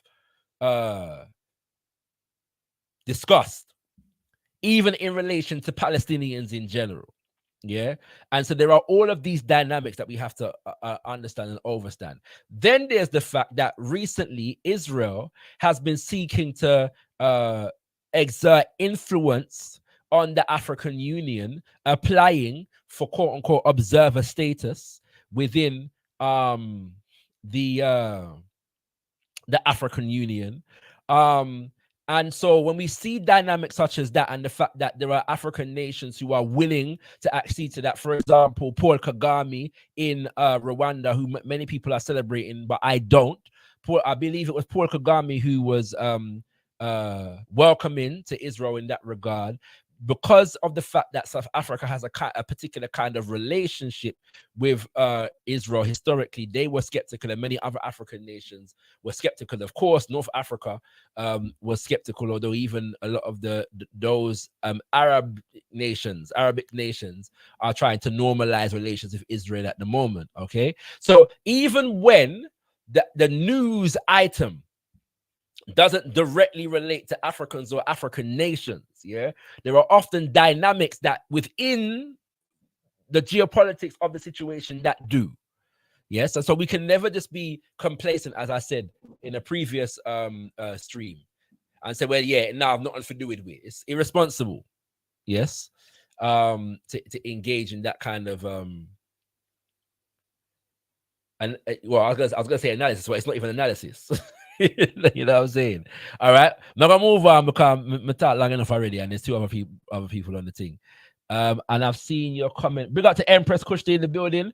By the way, I forgot to say, if you want your comment read out, yeah, please at gotkushTV, okay? Like there's always beautiful, debate and discussion in the chat. We love that. But if you want your comment read out, please at gotkushTV, and or engage the super chat option. The super chat option is also available, but you're not required to engage the super chat to get your comment read out, but you do have to at gotkushTV. Someone can see a comment, and yeah, and read it. Maybe one day we'll read through a Guardian article that details, Israel's relationship with apartheid South Africa to a significant degree. Some important information, King Kill.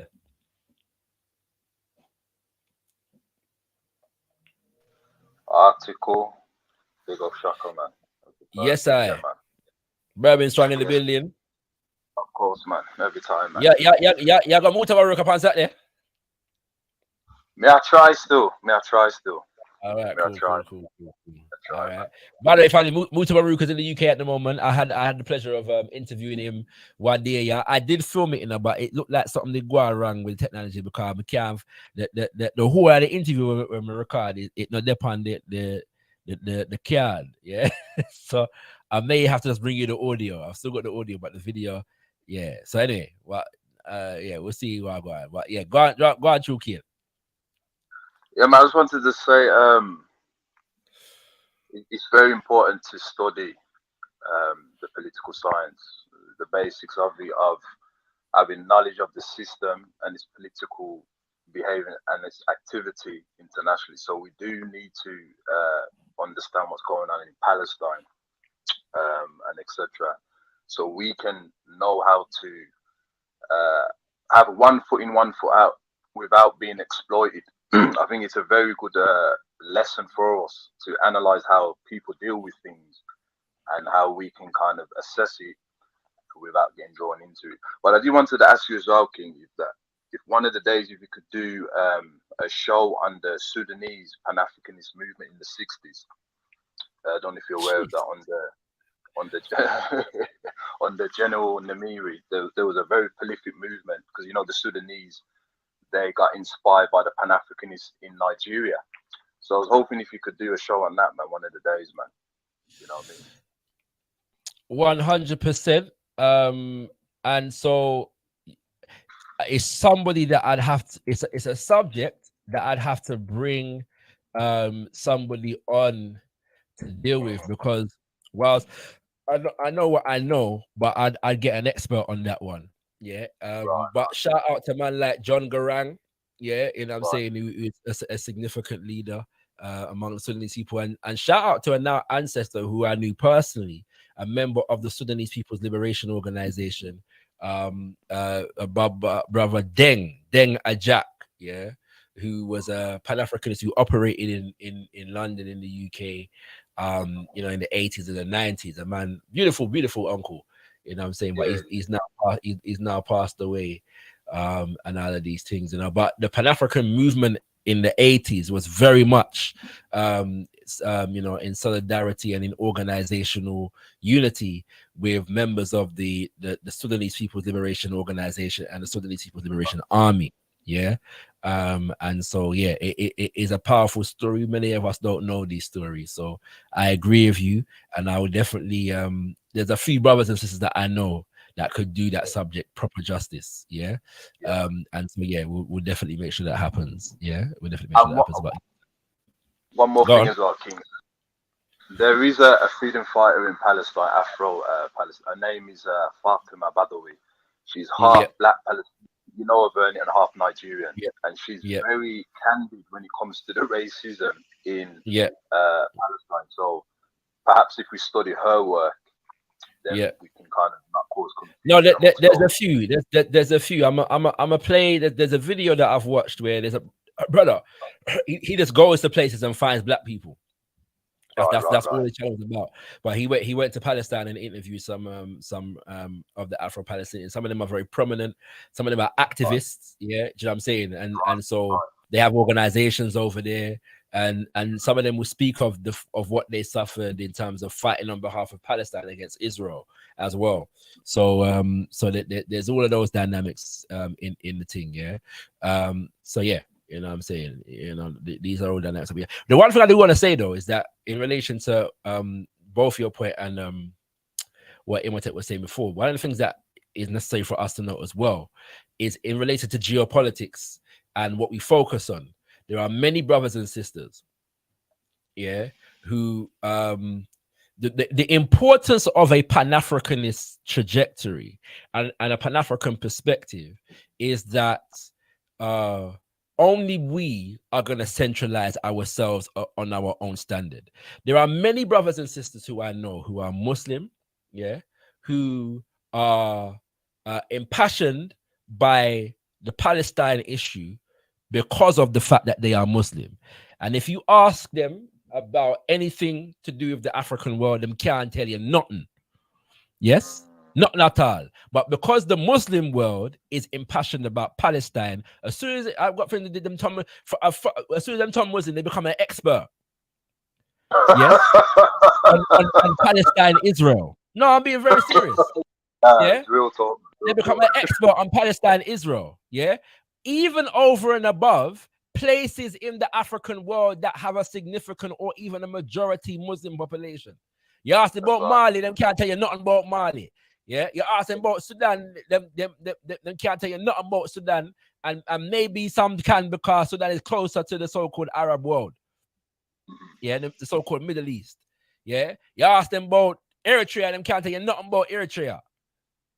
You ask them about Senegal, them can't tell you nothing about Senegal. You know what I'm saying? Then now you have this phenomena where you got a lot of black Christians in the African world who feel they must support the state of Israel as a religious position. Yeah. One time, if I don't remember this, you know, during the World Cup, I'm not gonna call him name, but there was a footballer, yeah, on an African football team. I'm not gonna call it the team name, except to say it was West Africa. And he scored a goal, and when he scored a goal, he take out an Israeli flag out of him in football kit and wave the Israeli flag to reggae. Yeah, when you go to Ghana, you know, yeah, and you take a taxi or a trotro, yeah, which is like a bus.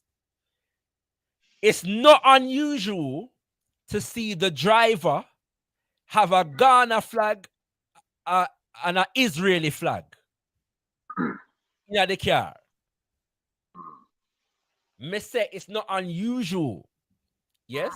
And so there are many black people around the world who are being galvanized around a defense of Israel at this moment as a matter of theological devotion, because they believe that the state of Israel is ordained by God himself, and therefore to go against Israel is to go against God.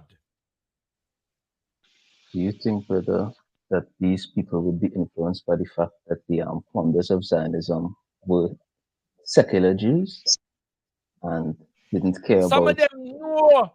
May I tell you, say some of them know that Imhotep. Yeah.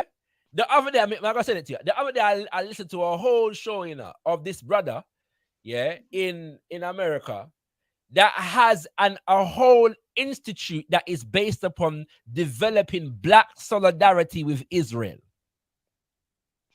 Him have an organization called the Institute of Black Solidarity for Israel. I'm trying to figure out what's the motivations behind that. Him know that Theodore Herzl was an atheist, secular. Them know. Yeah. But them take it upon themselves. Yeah. To propagandize on behalf of Israel. And he runs programs whereby he's trying to develop relationships. It's a brother from America, trying to develop relationships between Africans on the continent and the Israeli state. Yeah. So we see. Now, this is beyond, look, like I said, it's important for us to have a position. But when we look, at the dynamics of what are going on, this is why it's important to have a Pan-African media that focuses on African issues. Because even our religious sensibilities politicize us in very particular ways. Now, disclaimer, me nah say every Muslim and every Christian stay so. Every African Muslim and every African Christian. I'm saying that dynamic is significant among Africans who are Muslim and Africans who are Christian. And there are Africans who are Muslim and Africans who are Christian who are challenging those sensibilities among our people in those faiths as well. Yeah. So I'm make that very, very clear. All right. Feel free to stay on the panel, brothers, and chip in as and when.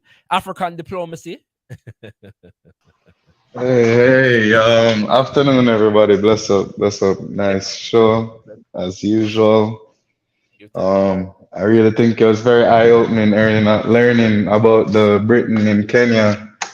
Some of those figures, is very alarming. Normally when Western media talk about atrocities and stuff, they like to throw out the big numbers from China and Russia, the millions, but you come to find out 1.5 million people potentially detained. I definitely want to see like the rest of that thing, like you were saying. Yeah, but like what was particularly on my mind really is like Kenya nowadays, like they're doing a lot of progressive things, it seems. They remove visa thing for all Africans, and they think like they want to send the people into Haiti. That's Rwanda. Kenya didn't do it too? It as well as not that I've heard. Pardon me? Yeah, I think Kenya did it as well recently, yeah. Okay. All right, that's news to me. All right, good. Okay.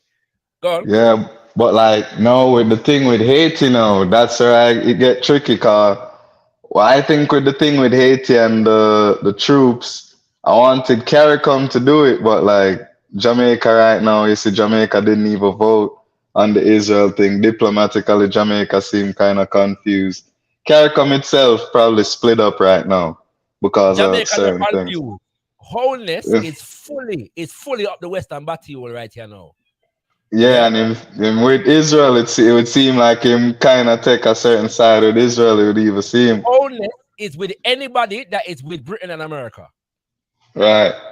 So I want to hear like everybody' opinion on like what should we do about Haiti? Cause like them keep landing in Portland. I'm with them. Yo, it's crazy because at the same time them saying they want it to import labor while deporting the Haitians that land in Portland. You get me? So them having news saying they need to import labor, but it really seems like they want to import Chinese and Indian people. So like Haiti. Exactly.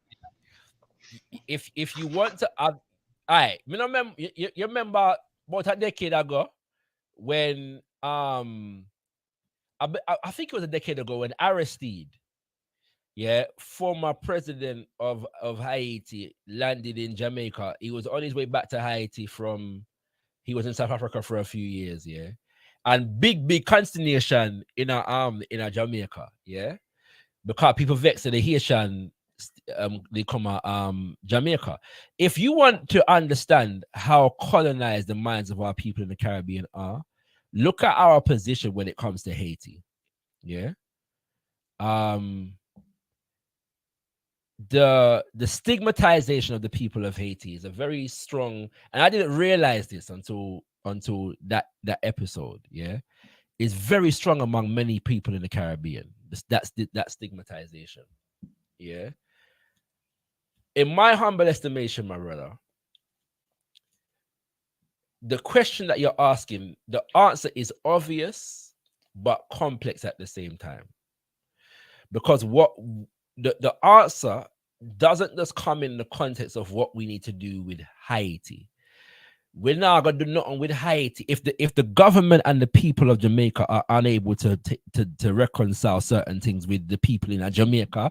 It's not going to go on with Haiti. And the issue is that everybody is dancing to the tune that is being played by the United States of America.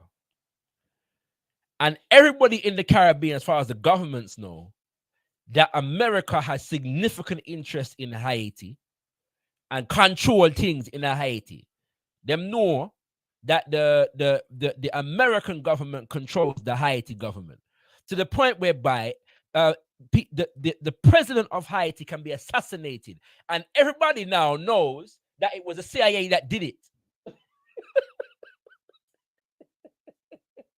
it. Everybody just know this, but nobody can say nothing about it. There is no outcry from any Caribbean government about the fact that the CIA went into the nation and assassinated the president and put in the president that they already controlled in the first place anyway and put in the next one. No, brother ShakaRa, it was the gangs. It wasn't the CIA. It was the gangs. Nonsense. The people that they say, I think they said the people that they come from Colombia, but they're known to be CIA man. Now, there are some dynamics that I'm learning about in Haiti. When you mentioned the gangs, because there's a man over there who them say is a quote unquote gang leader, that is organizing the people them to challenge the neo-colonial government out there. The answer to your question, Meloman, it's gonna sound dissatisfactory, but there are people on the ground in Haiti who are fighting against the neo-colonial structures that have oppressed the people of Haiti ever since. And in particular, since the American invasion in 1914 to 1933. 1915, sorry, to 1934. And we have to organize on a grassroots level to support those people. We can't do that if we're not organized ourselves. At the same time, we have to wage a propaganda warfare in terms of exposing the political machinations of a nation like America in Haiti and destigmatizing the people of Haiti as well. The people of Haiti should be the most celebrated people in the whole of the Caribbean. Oh, sure.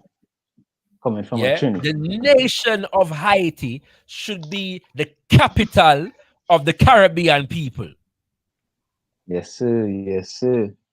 Me say so.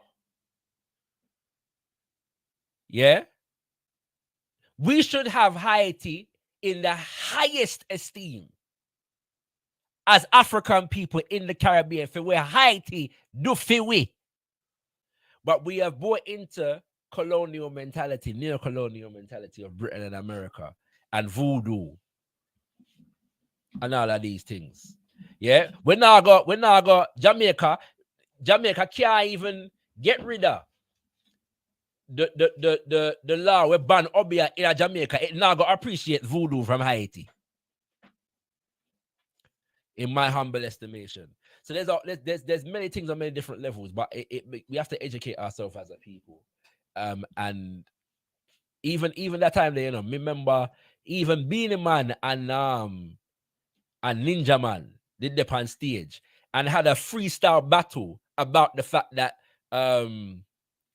Aristide and other Haitians were in the country and whether they should be allowed in the country or not. The first stage show, I talked about Aristide there in the country and having a debate about it. Yeah, so it's madness. Our thinking is fundamentally colonized, and we have to change that. And I know that, like, I don't know if my answer is satisfactory, but you know what I mean. No, I agree. I agree with a lot of what you're saying. It's just a thing that I think about, in the short term, cause we definitely agree with the long term goal of organizing the people. But like in the short term, when I look at the condition and the news, the one thing I think about sometimes is maybe the news is exaggerated in terms of how the people are actually on the ground. But when, in the boats landing in Portland now, it starts to look away, and then, the government start deporting them, and it starts to look even worse, Yeah, man, it's disgusting. The thing is, because I don't like the organization is short term and long term. Yeah, there's things that we do in the short term, things that we do in the but when it comes to things like that, some of the things that I think should be done in the immediate sense is that there are people who know better on the ground that should organize outreach. Yeah. To those brothers and sisters, yeah, where you need, some food, some toiletries, some little shit. You know what I'm saying? Them kind of things there, yeah. I think that a force of our people in Jamaica need to be seen to be reaching out to and embracing our people from Haiti and make that seen across the whole of the island. Yeah. I think there should definitely be like the advocacy groups in Jamaica should. Well, I see sometimes I see like what the articles would come out and they'd be like, oh no, they opposed what the government did with the last batch of them or whatever. But yeah, I kind of think, but it's like I was debating this with my friends too, and it's like, all right, so what's the steps towards actually fixing the problem? And it said first you need to secure the country, right? You think the first function of the state is safety of the citizens. Secure the country from America. Well, secure it from America. Well, no. Secure in the sense of like the citizens can do their regular business and so. But that's the thing, I at least don't know what the condition is on the ground. You get me? So is it a situation? Because that's one thing that the media does is that they make. Sorry, when you say you don't know the condition, you mean in Haiti or Jamaica? And everything. No, in Haiti. Okay. Well, you yes. Remember, because volcano affected Haiti, recently, and the ash, affected many people. Haiti's there's always something. And then you have the threat of American invasion, and then them roping in the Kenya and them. It's serious business. But the reality is that the Haiti government is not any more neo-colonial than the Jamaican government. It's just that the scale of the poverty in Haiti might be more, yes. But also, I think it can be justifiably said that the scale of the resistance in Haiti is also more. Yeah, and there are no easy answers, my brother. There are, in my humble estimation, if I had one, I would give you one. But now let me chime in here, cause like it just sparked my brain about something I was talking to about my friends. Cause I was saying, what some of the discussion in Jamaica and you'd say on social media is people would say, if Jamaica cannot control crime, how can we contribute to securing Haiti? And I was telling my friends that the issue in Haiti different from Jamaica because in Jamaica, yes, you're dealing with gangs similar to Haiti, but the state kind of still has control, it would seem, over, the country, whereas in Haiti, it seemed more of like a straight I see. up, like martial law situation where you need to actually get the state back in control first and then, build No, from there. but here's the problem though, Melaman. The governments that are sending troops and assistance to Haiti are sending them under the authority of the American government. This is not a CARICOM agenda. No, I agree. That's the thing. I think both ways you'd get funding, it would be kind of under the supervision of America. I think either way, if it was CARICOM or AFRICOM thing.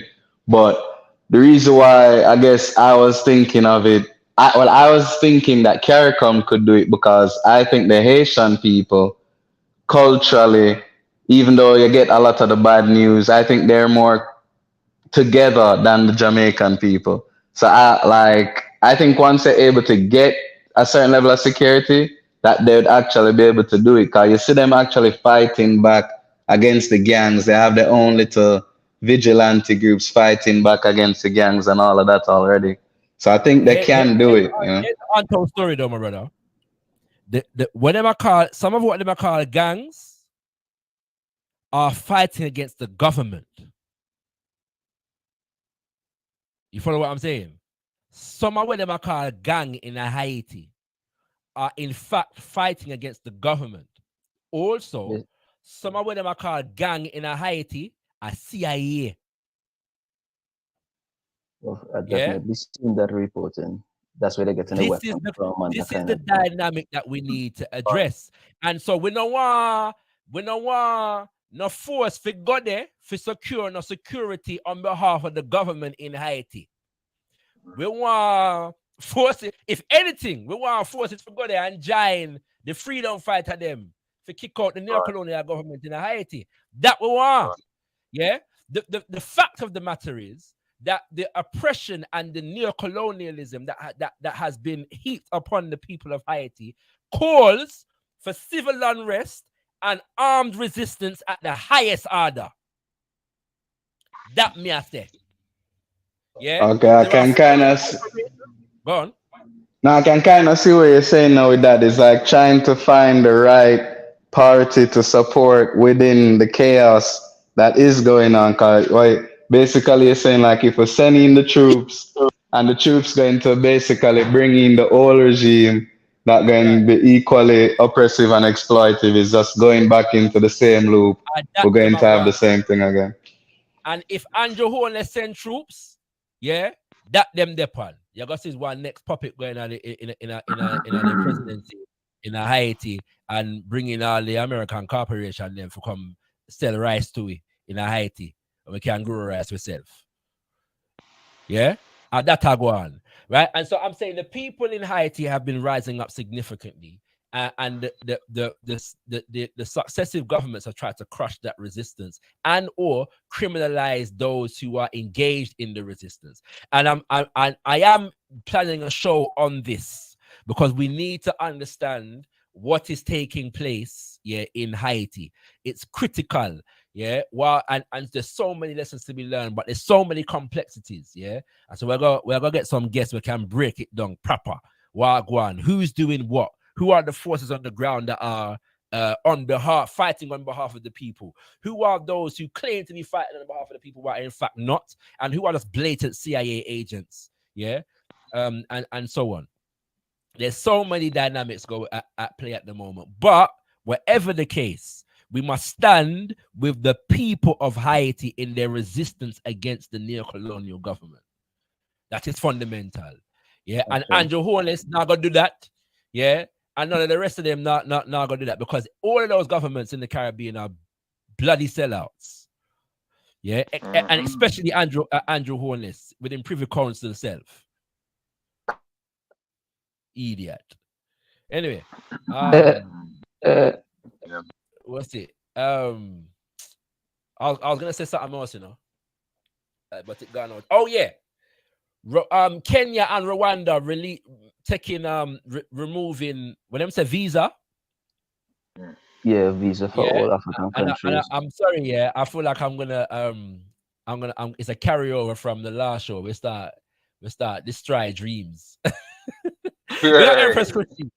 We got Empress Christine in the house. Yeah, we got Empress Christine in the house. All right. First and foremost, Paul Kagame, yeah, is a deceiver. Paul Kagame is a puppet in the hands of Tony Blair, in particular, and Barack Obama to a lesser extent. Paul Kagame, we're not denying that there's been some development in Rwanda, or maybe not Rwanda, but Kigali specifically. Bear in mind that Rwanda is the world's #1 exporter of coltan, but Rwanda has no coltan. Sorry, cobalt. Both probably. I need to clarify my information there, but one of the two or both of the two metals. But it has none within the borders of its nation. This is because it is the puppet of America in exploiting those resources as they exist across the border in Congo, and the civil war that has been running in Congo at this moment in time is significantly perpetrated because of the intrigue of Rwanda on behalf of America in this day and age. Yeah, I'm sorry to break people's hearts, but Kagame is not one of us. And there are many Pan-Africans running around hailing.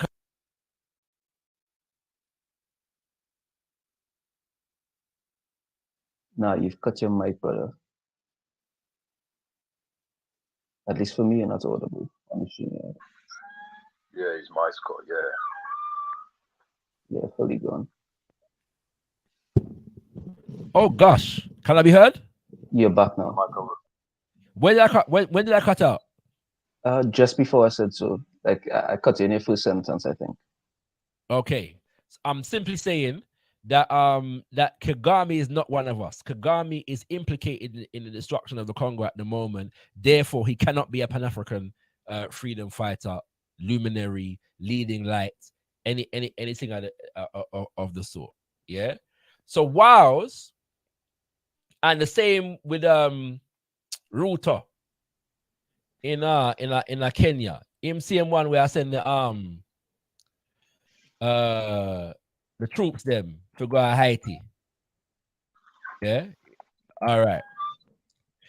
So whilst it's good that African leaders release visa restriction and all them thing there, bear in mind who's doing it and where their allegiances lie, and the fact that America has an interest in opening markets in Africa at the moment, and visa restrictions can impede the movement of their resources and people as far as labor is concerned.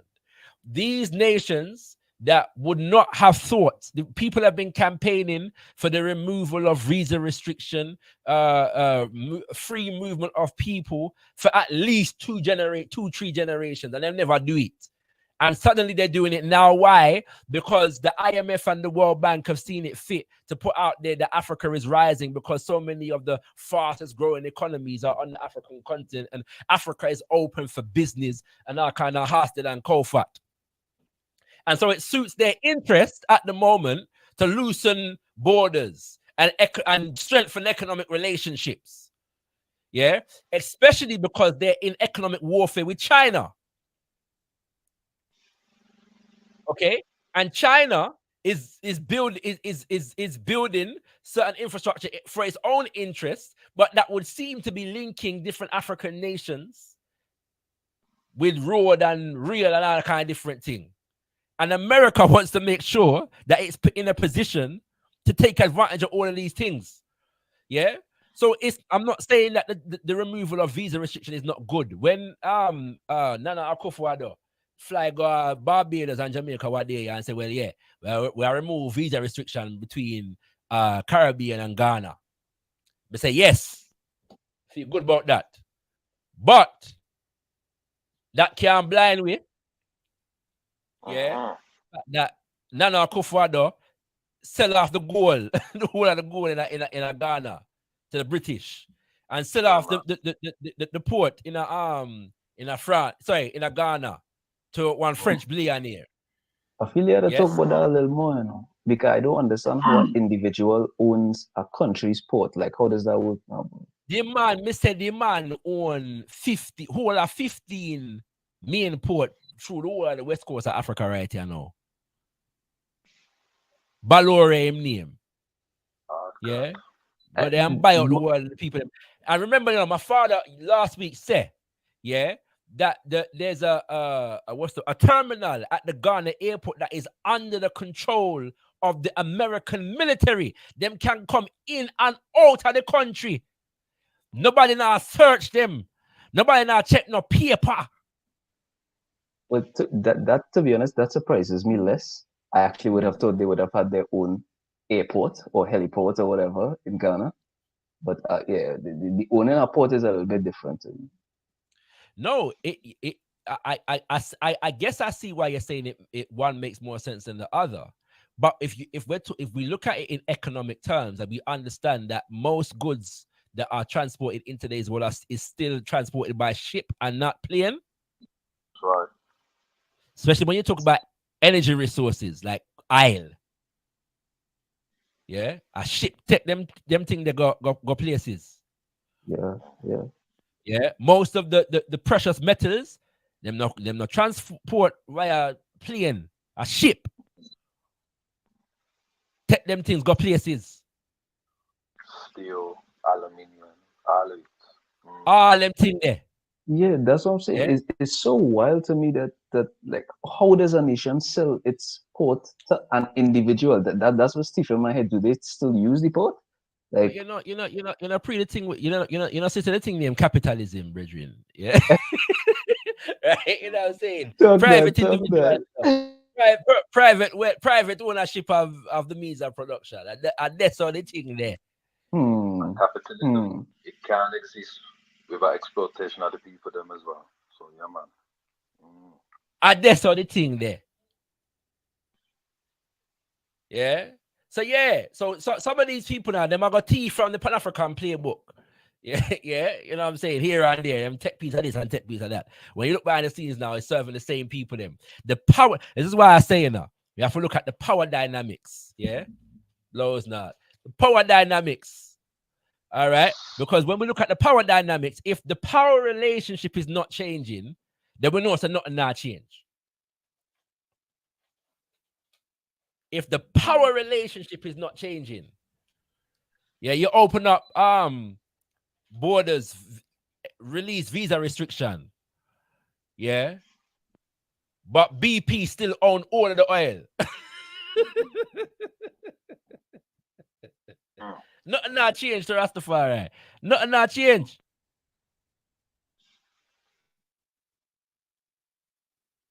Yeah, and that's the thing there. You know what I mean? So last year I know. And I don't know, man. And I feel, like I said, you know, I feel bad because it seemed like doom and gloom and all them things there. But it's just the reality. The problems that we have to solve are not small problems. Yeah? They're not small problems. I mean, ChakaRa said we must speak truth to the people, them. Tell no lie. Expose lies wherever they are told. Mask no difficulties and claim no easy victories to Rastafari. That's the thing there. Yeah, that's the. You know what I mean? I don't necessarily get the doom and gloom from how you're approaching it. Really, just like, we can't afford to, in as much as we have to celebrate small victories, at the same time we have to keep in mind the greater victories that still need to be won now, boys. So right, that's the thing there. Yeah, so if we want to help the people in Haiti, we need to develop an independent ganja trade between Jamaica, St. Vincent, and Haiti. Apparently, that those are the best places to grow ganja, yeah, marijuana, in the Caribbean. I believe those are the 3 best places. I believe possibly Guyana's on the list as well, but let me not quote that one. Look, I'm not too sure. But apparently, you know, St. Vincent have the sweet thing. Yeah, we don't know Jamaica already, but Haiti apparently also. But that industry. So yeah, so we need to develop some independent industries. Yeah, and I suggest the maca, yeah, the kushumpeng, is a good place to start. Yeah, you know what I'm saying, where these things are concerned. You know what I mean? But Melaman, you deal with the farming thing, innit? Oh no, no, I'm not really farm, but like you just mentioned something really about Haiti and the farming is that 'cause you bring my mind back now to Israel. 'Cause I'd watched the what's her name? I think she named Ezeli Danto. I did see Yes, sir. her. She talk about Haiti some of the time, and she mentioned some of the oligarchs and how them control a bunch of the stuff in Haiti, right? And some of them Yeah. have connections back to Israel, and I think it's mostly just Israel and America. I think she mentions really, but And, like you and mentioned France. now about Yeah, Haiti and the world. no, I was gonna say and France too, but today mostly Israel and America. Yeah. You know what I'm All saying? right, right. Yes, I was just thinking about like you're saying now the industries now, like how what type of stuff, like what interest do they really have? I wonder sometimes in Haiti. 'Cause I hear about gold, you know what I mean? I hear sometimes people say they have a lot of gold there and stuff. But like what There- kind there- of interest do they really have in Haiti and like Palestine? You know what I mean? There's Like apparently. why does Israel want Palestine? Oh, that's okay. Interesting. That's a whole show, right? There's apparently oil in Haiti as well.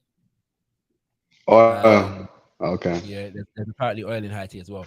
At the same time, it's about again power. It's about geopolitical influence. Yeah, and they don't, and because of Mm. what Haiti did and what it signifies, they don't want any uh um any significant institution or nation that can challenge their geopolitical interests. Yeah. And Haiti, to significant degrees, has gone back and forth in terms of that over the years. So, one of the reasons why they invaded Haiti in the 19 teens was to overturn the law, because Haiti had a law that that said that no white man can't own no land in a Haiti. Yeah.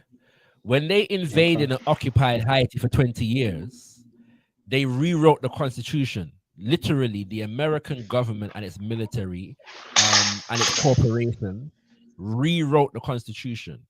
They destroyed the agricultural industry and imported foreign corporations to take over the agricultural industry. Yeah. And so Haiti's land became a playground for American agricultural corporations. Yes. Much like the rest of the Caribbean. Okay.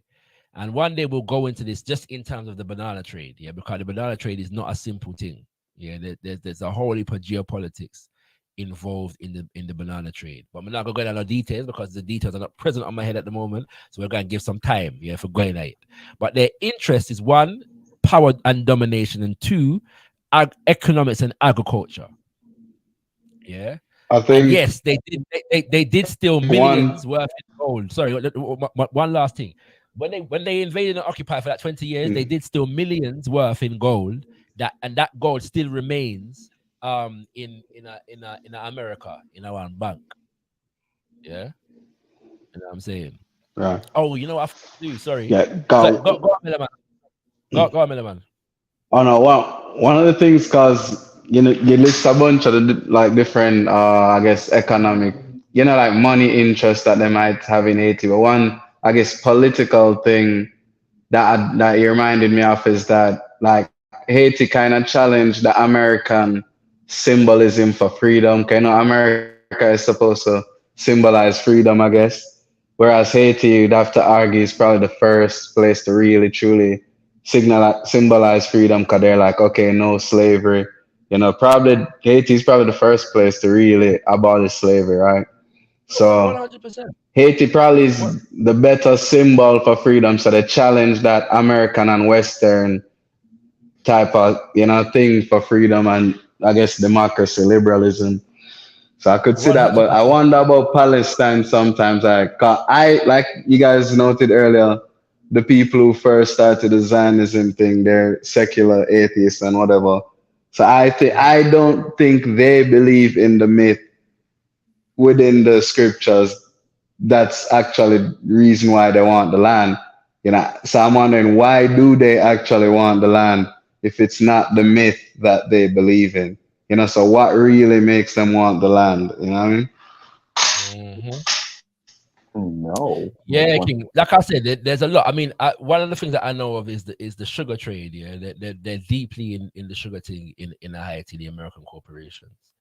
You know, but the sister that you mentioned, Ezili Danto, I've interviewed her before on other platforms, and so we'll definitely get her on to break it down in the fullness. Yeah, you know what I'm saying, in terms of Wagwan, down there. She's an extremely good resource, and she has a website as well. I'll put her name in the chat. Look more so people can check out her things, and you can find her interviews on YouTube as well. Ezili Danto. I've neglected to read the messages that have come through the chat, so let me get to Kushti's first. And she said, gotkushTV, I was gonna ask why South African is so vocal regarding Palestine and Israel. Yeah. So now you notice that some are more vocal than others. So Julius Malema, you know, put out the EFF and the people in Panama march in support of Palestine. But it's been a significant thing in the anti-apartheid movement to stand with Palestine. Yeah. Because of the nature in which Palestine came into existence. Yeah.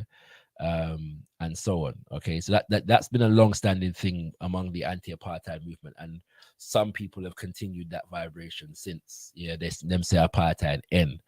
And yes, there were significant Zionists who were members of and had prominent members and supporters of the apartheid regime in South Africa, and through those individuals, the Israeli government was a major supporter and trader with the so-called apartheid colonial government in South Africa. And like I said, the nuclear arsenal that Mandela Giwe, when he became president, was provided with the assistance here of Israel. All right.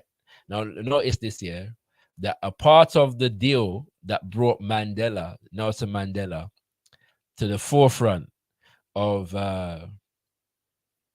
party politics in South Africa was to give up the nuclear arsenal that the international community allowed the apartheid government to develop.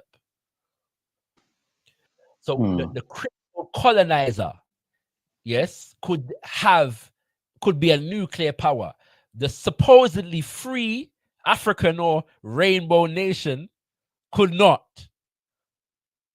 Geopolitics to Rastafari. Coffee Campbell says, gotkushTV, list all the corporations in Haiti now.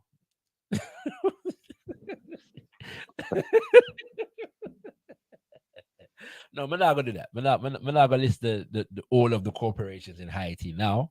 But we will definitely do a show on the subject. Yeah.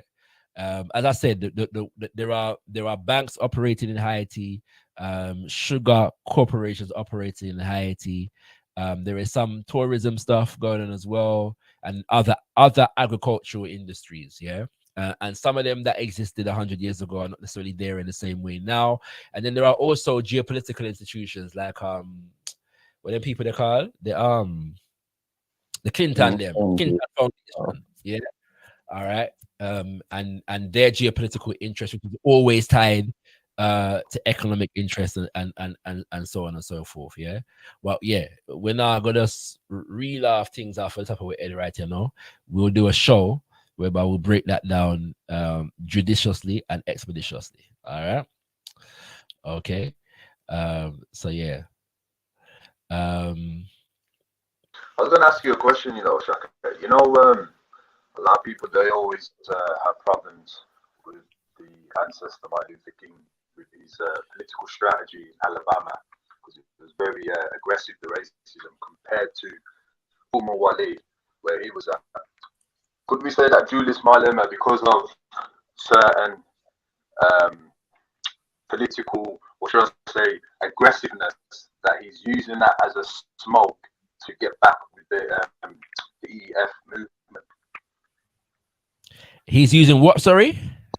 Could you say that he's using like the Palestine movement and the rest of it to distract the non-Africans away from focusing too much on the economic freedom fighter movement?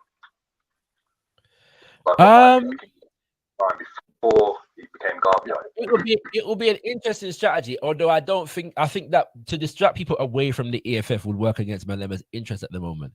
Malema is trying to make sure that the EFF has as successful as possible an election in the coming election, which I believe is next year. Yeah. Right. And so he wants all eyes on the EFF at all times, right, and they are the third largest political party in South Africa at the moment. Third to the ANC, which is the biggest, and the second is the Democratic Alliance, which is the one that is run by with the big money from white folks. Yeah. The proper like neoliberal kind of party. That's the Democratic Alliance. Real just rank apartheid politics, basically. People they're on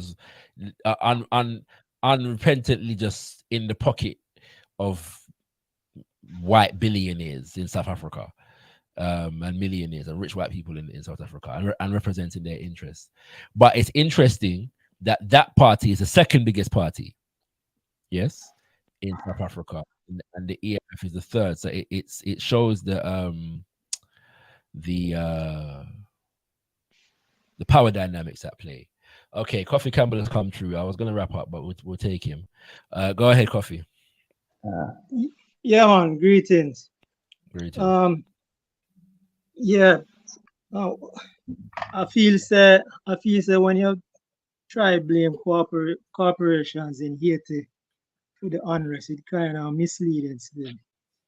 Because I can bet Bahamas have a lot more corporations than Haiti. As a matter of fact, all the other Caribbean countries have corporations and investments, but they don't have the instability there. So obviously it have something else, something deeper. The tribalism over there deeper than the tribalism in Jamaica, where at least we wait for elections to war. No, that's a wild claim. That's a super wild claim. Hold on, a communist. Stop it nice, man. At least we wait till elections to war, but over there, so man, I mean, coup and them thing there. I mean, it too common. Them still not learn how to change administrations. Without that, you don't like you don't like the current. At the same time, though, I never said that corporations are responsible for what is taking place in Haiti, and that's not what I said. Okay, I'm sorry. What was the context you brought that up? I'm talking about neocolonialism. So corporations have a role in neocolonialism. It doesn't make them in the context of the unrest in Haiti. How that related to? Yeah, it's related to neocolonialism. Yeah, so but when America invaded, it is a fact that it's opened Haiti as a playground for American corporations. And I've already said partly, particularly in the agriculture, there was banking and so on and so forth. Yeah. But I mean, Bahamas, Eastern Caribbean, they're all playgrounds. I mean, the Caribbean is marketed as a tourist destination. So Haiti is a different example. So okay, how is it different? There are many ways that it's different. But again, as somebody who deals with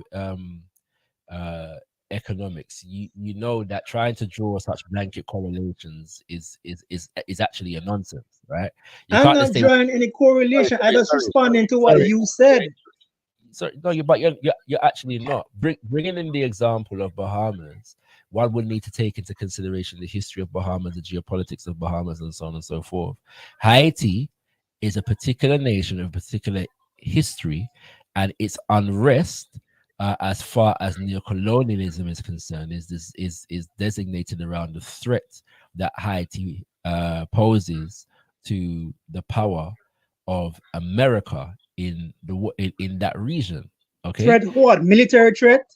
Sorry, what kind of threat Haiti have to America?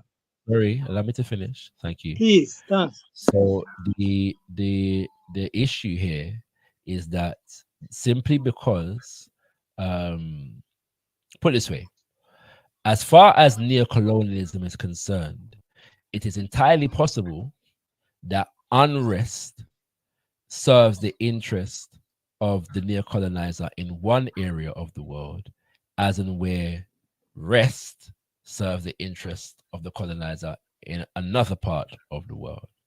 Yeah. If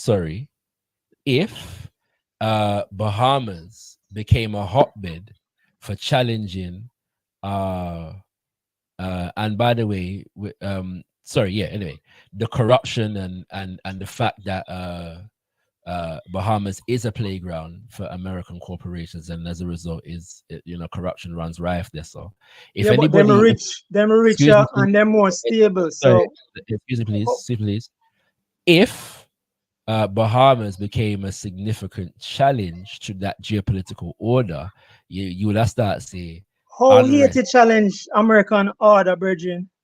Is the poorest country in the Western Hemisphere. How that challenge nothing? The resources in the ground are necessary for okay. I've been hearing about gold and oil for years. I'm not finished. Thank you very much. I'm sorry. Go ahead. As I was saying, if a significant movement developed in Bahamas to challenge that order, then you'll start to see unrest in the Bahamas develop very quickly. How Haiti challenge America? You don't answer that question. No. Point is, so first and foremost, in 1804, Haiti became the first the first nation within the hemisphere to abolish slavery. America considered this a threat because the example of Haiti posed. It's 2023 now, brethren. Excuse me. 2023 now, brethren. How is Haiti a threat to anybody? You ask a question. The fact that this is the point. You're not even damn rep afraid of Haiti. The people of Haiti consistently are challenging their neo-colonial governments. The neo-colonial government is in the pocket of America to challenge. When they challenge Aristide, when they did rise up against Aristide, that was neo-colonial challenge too. Excuse me. Thank you. Hope you answered that question. The challenge of the neo-colonial government is a challenge of the authority of America in Haiti. So you're challenging America's interest. America's interest is to remain the geopolitical power in that hemisphere in the world. We just done 2 shows on Grenada and how the little small challenge that. Well, you could ask the same about Grenada, and according to Ronald Reagan himself and the American government and so on. That was during the Cold War. That was during the Cold War when Cuba and Russia was a threat to America. Small island in the Caribbean. Because they were allies of Cuba and Soviet Union. Who is Haiti allied with? Russia? little small island in the Caribbean was Is a threat Haiti allied with Russia or China now? to America. Oh, very puerile mode of analysis, you know, brother. Yo, Tapena is not Trini. Yo, make it answer. Yo, Shaka, Grenada, answer right? the question. How is Haiti? Is Haiti allied with a superpower now that threaten America? I have already answered the question. In relation to, let me answer too. I want to give my answer too. That's fine. Yo, when they overthrow Aristide, was that fighting neo-colonialism too? It was America who overthrew Aristide. Oh, so when when leaders that you like get overthrown, it says America. But if it's somebody else, they say, well, that's neo-colonialism. All right, Bridget, I understand. But that's you're exposing your ignorance of the history. You're exposing your double standard. It's not even contested that America was the people that was responsible for the overthrow of Aristide. So the people in the streets, not contested anywhere in the world. They have to wait on America. Sorry. Literally, the people in the streets have literally America. No, Aristide. When Baby Doc get overthrown, that was America too. So again, you're asking blanket questions outside of context. Yeah, I'm trying to understand. I'm trying to get that kind of consistency from you. You're not trying to understand, because the consistency isn't overthrow is always on the part of the people. There are overthrows that are galvanized by the people, that they're challenging their government, and then there are overthrows that are sponsored and generated by neo-colonial. Yo, why you don't just admit? Why you don't just admit that politics is very complicated and nuanced, and you can't just simply that's exactly what people as neo-colonialists. Yeah, that's what he started. That's exactly what I'm saying to you. That is what I said way down the line when you at the start. No, you said it's America. You said America. No, that. Sorry. You're trying to draw simplistic conclusions in complex geopolitical and historical reality. I'm trying to understand how Haiti in 2023 is a threat to America. For the sake of, it's not even a threat to Dam Rep or Jamaica. Well, Jamaica, yeah, because the refugees and for the sake of defending America and American interests in the region. How is Haiti today a threat to America? Tell me. I know you're not telling me. I've already said we're talking about a challenge to American geopolitical interests. Oh, what them have F-16? Because there are people in S-40 400 missile interceptor. What they have over Haiti? I tell you what. Let me give him an answer. Yes, please, somebody else. Please, somebody else. Yeah, so at the start, him did say basically that it's complex already, right? But the question you're asking, how does Haiti challenge America? It's kind of like what I was talking about before the last time I had the mic, where it's more of a philosophical thing. And you kind of said the same with Grenada, with this like communism versus capitalism thing. That's a philosophical challenge. It's not a... Well, why is Grenada a threat then? Because they were allies with Cuba and the Soviet Union, and it was at the height of the Cold War. And America. No. No. Answer the question with some material reality to it. Why is Grenada a threat to the US? Is it an economic threat, a military threat? What kind of threat is it? Even with the allyship. I'm just answer you. I'm holding you. No, I hold you to the same standard you try to hold him to. So I said, give me a materialistic. No, give me a materialistic answer for why Grenada is a threat. How would they pose a threat to the state? All right, let me go again. But listen this time. Grenada, during the Cold War, was an ally of Russia and Cuba. Okay, because so what does that mean? What does that mean? No, what does that mean in real objective terms? What does that mean? Does that mean they're going to invade from there? That's why you're not listening. I wanted to stop like filibustering and answer the question. So what in material terms is the real threat from Grenada? Is it a military threat where they're going to invade from there? Does it challenge their economic hegemony? They think it would, yeah. That's how you think they'd invade from Grenada. That No, no, invade the no, States no, no, from no, no, United no, States no. from Grenada. The Soviet Union want satellites in America backyard. America wants satellites in Soviet Union backyard. That's how the Cold War go. But today, 2023, I want to understand Right, so it's like who an hate it. ideological, so it's like an Who ideological thing then, right? It's an who's ideological thing where people ideological? form. A satellite Right, a satellite country is material threat. As a matter, it's not no ideology. right, It's but material. so are you saying then that the Grenada would be fully under the control of the Soviets, or is it a case whereby they have an ideological agreement with them that they would have some type of allyship they Virgin, would share? What I'm a trying to satellite, understand what you're saying. a satellite country is when it is where the Soviet Union would have an ally underneath America and probably give it weapons, just like the Sorry, Cuban sorry. Missile Crisis. You understand? That's Can a material I threat. just say though? That's Can I not a just say though? philosophical threat. Can So I hate just it say today. though? Can Back I to just say hate though? it. No, hold on. We have to correct some false information. Grenada was manifestly not an ally of the Soviet Union. Okay. Did you hear? Excuse me. The idea that Grenada was an ally of the Soviet Union was American propaganda used to justify the invasion of Grenada. Yes? Okay, so excuse me, I'm not finished. Thank you. So again, yeah, what we're doing here is simply trying to confuse the waters in order to defend the American narrative and to be an apologist for American government and its corporations. Grenada was manifestly and expressly a part of the non-aligned movement, and it was a prominent member of the non-aligned movement, not wanting to get caught up in Cold War politics expressly. So it was not an ally of Russia, but that was the expressed propaganda that America used to justify its attack against Grenada. Okay.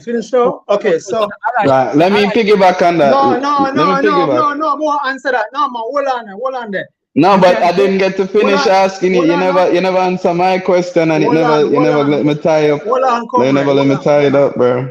Hold on, comrade. So ShakaRa can go back. The point is that America fabricated. ShakaRa can. Yo, no, give me a chance to reply. Because they consider Grenada to be a threat. Give me a chance to reply. All right, so you can go back to your own program where you had the lady from Grenada, and she said that certain things they cannot talk about today. You understand? They can't talk about it today. Grenada. Yes, Reagan. And so you're just postulating in the novice, quiet. I want to know your logic not making no sense. You saying you don't know, nobody don't talk about it, you just push it in there. Grenada as a Marxist state was an ally of Cuba and Russia. You understand? Don't be so naive. Just like how Yellow Man thing said, well, CARICOM and Kenya can just go in Haiti and so forth, and as if that is an independent force. You're not too naive, my youth. I never said that ever. Please tell me how Haiti today is a threat. Let me finish. Let me finish answering you. Let me finish answering you now, Kofi, because you're leading perfectly into my answer. Is that you just described perfectly? Because you didn't substantiate Grenada as a military threat to America. You didn't substantiate them as any real threat to them more than an ideological threat. It's still basically Soviet Union.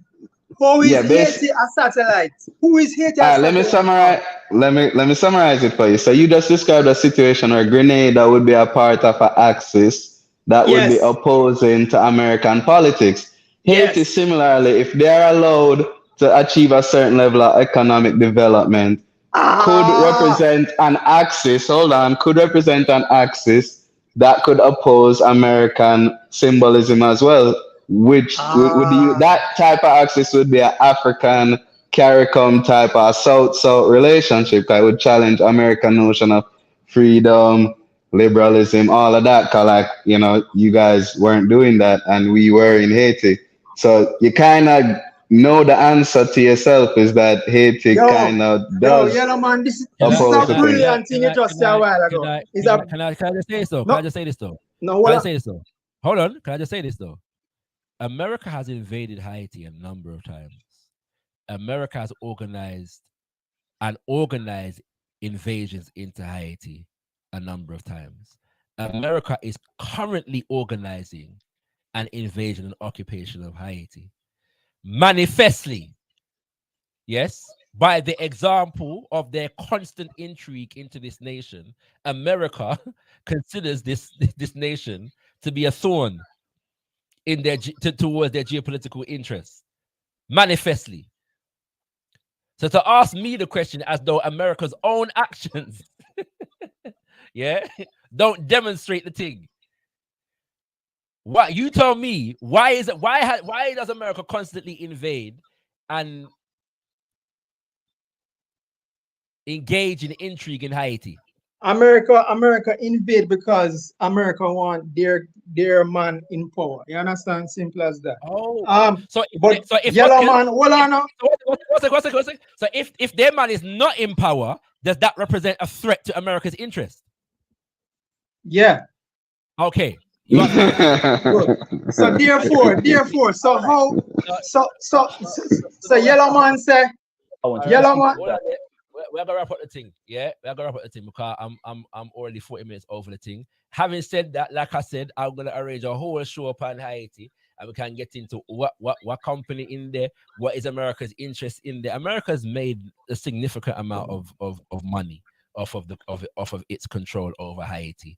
When more than Bahamas. Sorry, when the Ducks were in power, yeah, more than Bahamas. Anyway, we'll America make more money off of Haiti than Bahamas. You live in the Answer Bahamas. that, man. Answer that, man. Huh? You live in the Bahamas. You live in the Bahamas. No, don't deflect. You said that America make enough money off Haiti. All right, so why is that relevant? If America, because sorry, but this is the deflection. So let me explain. Don't waste time. Let me just explain. No. If it makes more money off of the Bahamas, why does that mean what it makes off of Haiti is irrelevant? That doesn't make any sense. Because we make $1 million off of this brethren over here, sir, but we make 5 million off of this brethren over here, so therefore the million we make off of this brethren don't matter. Yeah. Oh, that can make sense.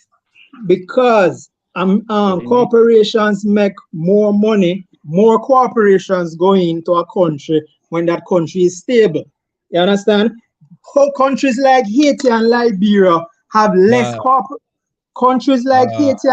Hold on. Countries like evidence Haiti. Sorry. Evidence your point. Substantiate that point for me, please. I'm trying to talk, you know, man. No, you're not. Substantiate that point. Give us metrics. You said that countries make more, or corporations make more money when a country is stable. Are you able to substantiate that point? More corporations. Where are the metrics? More corporations go into a country that's stable than one that's war-torn. Countries like countries. That's a different statement. What you said was corporations make more money when a country is stable. Are you able to substantiate that point? More corporations go into a country. So for instance, yes, if it's one corporation can make money in Haiti and Liberia when it's war-torn. However, if those countries are stable, if those countries are stable, hold on. If those countries are stable, more corporations go in there, and therefore the country GDP rise. Bahamas have more investments than Haiti and Liberia and even Afghanistan and them countries there. Corporations. How you know that? Yeah, but the industries are not the same coffee. But how does he even know that? Because the productivity and the GDP is much higher in Bahamas. One second. Haiti no, that's you can't say that. Poor because it doesn't have investment. One second. Substantiate your point, please. Are you able? Please. Jesus Christ, man! The GDP of Bahamas is 10 times Haiti. Come on. Why would you It's contest that? necessarily that there's Is more that even corporations. true? Is that even true? Is No, that no, even no, true? no, That's no. what I'm wondering. But Yeah. GDP is not a member. Is not a Haiti is measurement the of poorest country in the Western Hemisphere. Haiti GDP. is Haiti the poorest country. GDP is not a Is measurement. Haiti the poorest country in the Western Hemisphere? GDP. You're Yeah, the you one can't supposed to answer. be You can't proving answer. You something. can't answer it, man. You can't answer it. Hold on, Haiti is please. the Hold on, please. poorest country, but it's such a big Coffee, threat hold to on, United hold on. States. Coffee. Discipline. Yeah. I was speaking. I'm not going to stop saying what I'm saying to answer your question. It's not going to happen. All right. And I ask you a question that you're not answering. GDP is not a measurement of number of corporations. You're telling me that more corporations operate in Bahamas than operate in Haiti. I'm asking you, may be able to substantiate it, and you may be completely correct. I'm asking you, are you able to substantiate Prove that? it. GDP is a measure of productivity. What And the hell? corporations and investments contribute to productivity. A Where by country that like talking point, boy? Haiti, Where by that talking point? a country like Haiti, Coffee. which is You're dirt giving me, poor. Coffee. You're giving me, with all due respect, economic theory. I'm asking you to evidence a specific claim. Either you can or you can't, and if you can't, it's fine. There's no shame in not being able to evidence something off the bat. If you can't evidence it, let's say you can't evidence it. Giving me neoliberal economic theory is not an answer to the question I'm asking. Are you able to substantiate the claim at the moment that there are more corporations operating in Bahamas than are operating in Haiti? Are you able to do that? No, just like how you can't mention none of them. Okay. But I said, listen, Okay. but I said, Mention, name them, list them right now. List them right now. This is the point. When you ask me the question, when you asked me the question, I said, I am not going to do that right about now. Because you can't do it. You can't do it. And if that's the case, I would say, based off productivity, I would say that Domrep and Bahamas have more corporations. Stop talking. Literally, I just said, if you are unable to say it right now, there is no shame in that. Yeah. And you can't say it either. Brethren, and therefore there's no. Exactly, like, you know what I'm saying? Like, childish. So why you bring up the corporations then? But I really want to address Coffee on this point. You know, Yeah. What's the causality? Why you bring up corporations in Haiti? Bring back down the energy. Are they causing the instability? Hold on a second. I get it. Yeah, you know, the valiant defenses of American corporations. No, man, you can't substantiate. But I wanted to dismantle those talking points, brother. You didn't. It's fine. Exactly. So it's fine. Yeah, but Haiti is the poorest country. Who's it a threat? Okay, but Coffee, can you conceive barbecue? It might serve. Can you conceive? But I've already said. One second. I'm coming to you. I've already said I'm going to organize a whole show where we can break down these dynamics. Oh, sure, good, yeah, man. Yeah. So that's that. There's no problem there. And you're going to show me how barbecue is a big threat to American military. We don't have time tonight to go in at the thing. There's a few corporations I could name, but name them. We're gonna go in and do a proper thing and break it down. That's what I'm saying right about now. Okay. And all right, you want to bet right now? Say Bahamas have more than Haiti. You want to bet? Anybody on the panel want to bet right now? Bro, we'll bet. If we research it, hold on. But the thing is, if we research it, Don't fall for that. Because the fact of the matter is, I'm betting right now. Don't fall for that. The fact of the matter is, the claim wasn't even being contested. All that was asked is for you to substantiate it, and you can't right now. That's fine. Yeah, we don't have to go into no silly foolishness over that. That's just the silliness. All right. Oh Lord, have mercy. Imhotep, and then I'm gonna take Buana, and then I close the show. All right. I like the whole I want to have Oman. All right. Got you. Rude man. Yeah. So in the first place, well, I'm not gonna ask you directly because I don't want you to answer me right now, right? But I hope that you can conceive, Brother Coffee, that it might be able to serve corporations and nation states' interests that certain countries not be in control of their own natural resources. And if the best or most efficient way for them to do that is via fomenting instability in the country, either by shipping in arms or by actively financing militant groups, then these people will do this. Like I don't understand how you're please be quiet. Please be quiet.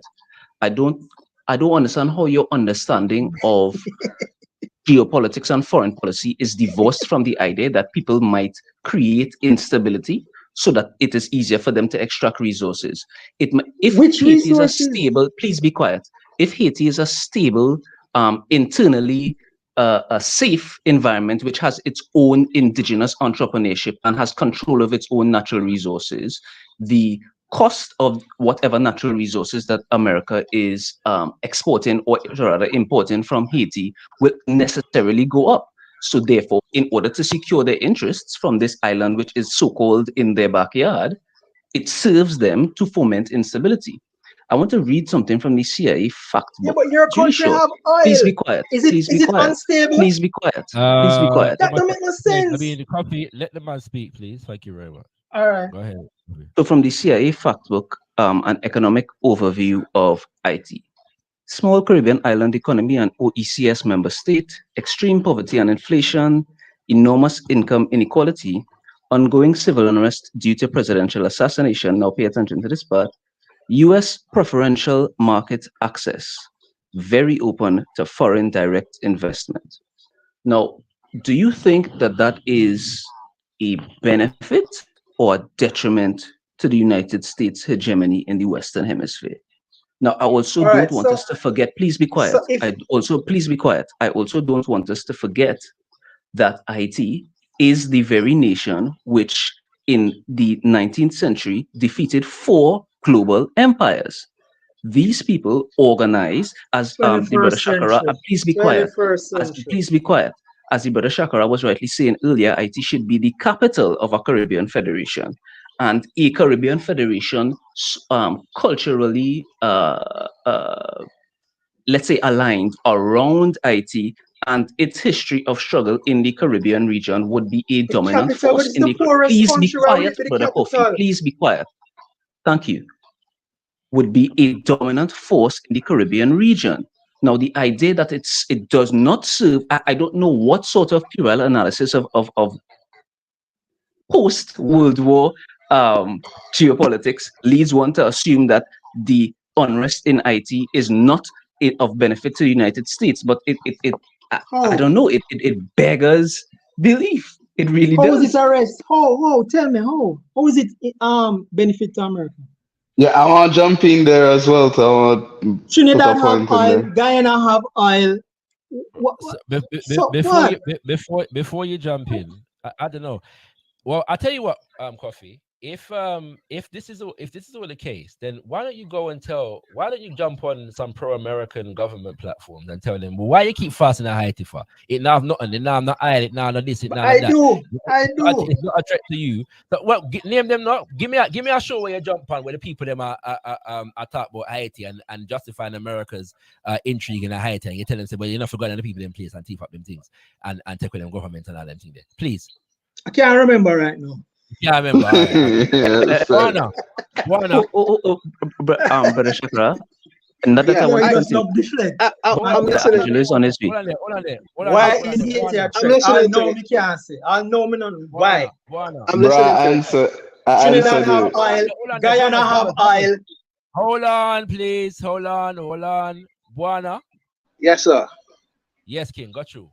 Yes, respect to the panel. Respect to the panel. You there in the Bahamas, isn't it? That's right. So I listened to the conversation, right? Don't dox the brother. Don't dox him. The brother, I appreciate the brothers that like to use my country as an example. I really appreciate it. I appreciate it. But indeed, all the brothers on the panel from the Caribbean, why my island have to be the playground? Everybody island is the playground. Because Bahamas is an upper income country. He looks up to Bahamas. It's one that because it's an example. Sorry, it's an example that Coffee likes to use Because it's a black rich country. It's not a rich country, but It's an upper income country. It's an exception in the Caribbean in the Oh, sense it's an of, exception. I thought America didn't like of course. exceptions. Of course. I thought rich Who black said that? nations were Who a threat said to that? America. Coffee. Stop talking. Who said that? All right, I'm answering the brother's question. You don't have to jump in, okay? All right, yeah. So it's the example that Coffee likes to use because of its relation to America and its relative stability in comparison to. Don't speak for me. I never said that. So, That's not true. Don't speak for me. I'm speaking for myself. I never. No. You say I like to use it because X, Y, and Z. I never said that. Yeah. I said because Bahamas is an example of a black upper income country, and if anything, that should be a threat to America, not a poor country like Haiti. According to the CIA, they have major income inequality. According to the CIA, fact that the Bahamas has major income inequality, the fact that the GDP is high and that the country produces the point is it is a tax, even as far as I'm aware, bro. It is a tax even though different industries with different income inequality. So we've been over this. If the per capita income is high, so what if it's just be quiet? Let ShakaRa speak. Just be quiet. Sorry. We've been over this learn before, economics and stuff, which is why GDP is a false notion. GDP and per capita income. That's so now we're adding something. No, those are the metrics. Yeah. Okay. GDP per capita income. No. Can I? Sorry. You say on the door. Sorry. Then GDP per capita income. Then we would have to look at. Well, that's why it's an upper income country. Coffee, stop speaking. Coffee, you're messing up the order, yeah. Right. Then we'd have to look at population, right, relative, you know what I'm saying, and them kind of things there. It's all calculated in per capita income. That's what per capita income being, brethren. Yo, if we're going to talk about development, learn about these things. Isn't population a factor in calculating per capita income? Yes. Okay, so why are you challenging what I'm saying? I should ask you that question. Why are you bringing that up? I already said per capita income and GDP. Because as you have just said, population is a factor in measuring per capita income. So it's relevant. Yeah. Okay. So but I already said per capita income. So why you being redundant? Warner, sorry. Go ahead. Yeah, I almost forgot my train of thought. But when no worries. So when the brothers say that Haiti, by the way, the Haitian history and the Bahamian history is somewhat tied, and even the Jamaican history, that's a whole nother conversation. But what I would say is this. When people say that the Haitians or the Haiti should be the enclave in terms of how the black world is looked at, you know, it's supposed to be like this enclave where black people was to get together and look at that because of Haiti's history, and then they always go back to 1804. The question becomes, what is the Haitian people doing right now? Ideologically, are the Haitian people ideologically a threat to America? And when you look at, I don't think so. Maybe because of the Haitians maybe because of the Haitians I deal with on a daily basis. And maybe in terms of, let me finish. Maybe in terms of watching the politics inside of Haiti and who the leadership of these of Haiti is, I wouldn't necessarily say that place is a threat to American ideologies and things of that nature. Not at this point. Maybe you may have people within the country that has a view like views such as yourself, but in terms of critical mass, I don't believe that to be so. Not right now. Buana, can I ask a question? Yes, sir. What is the basis for the conclusion that you've come to?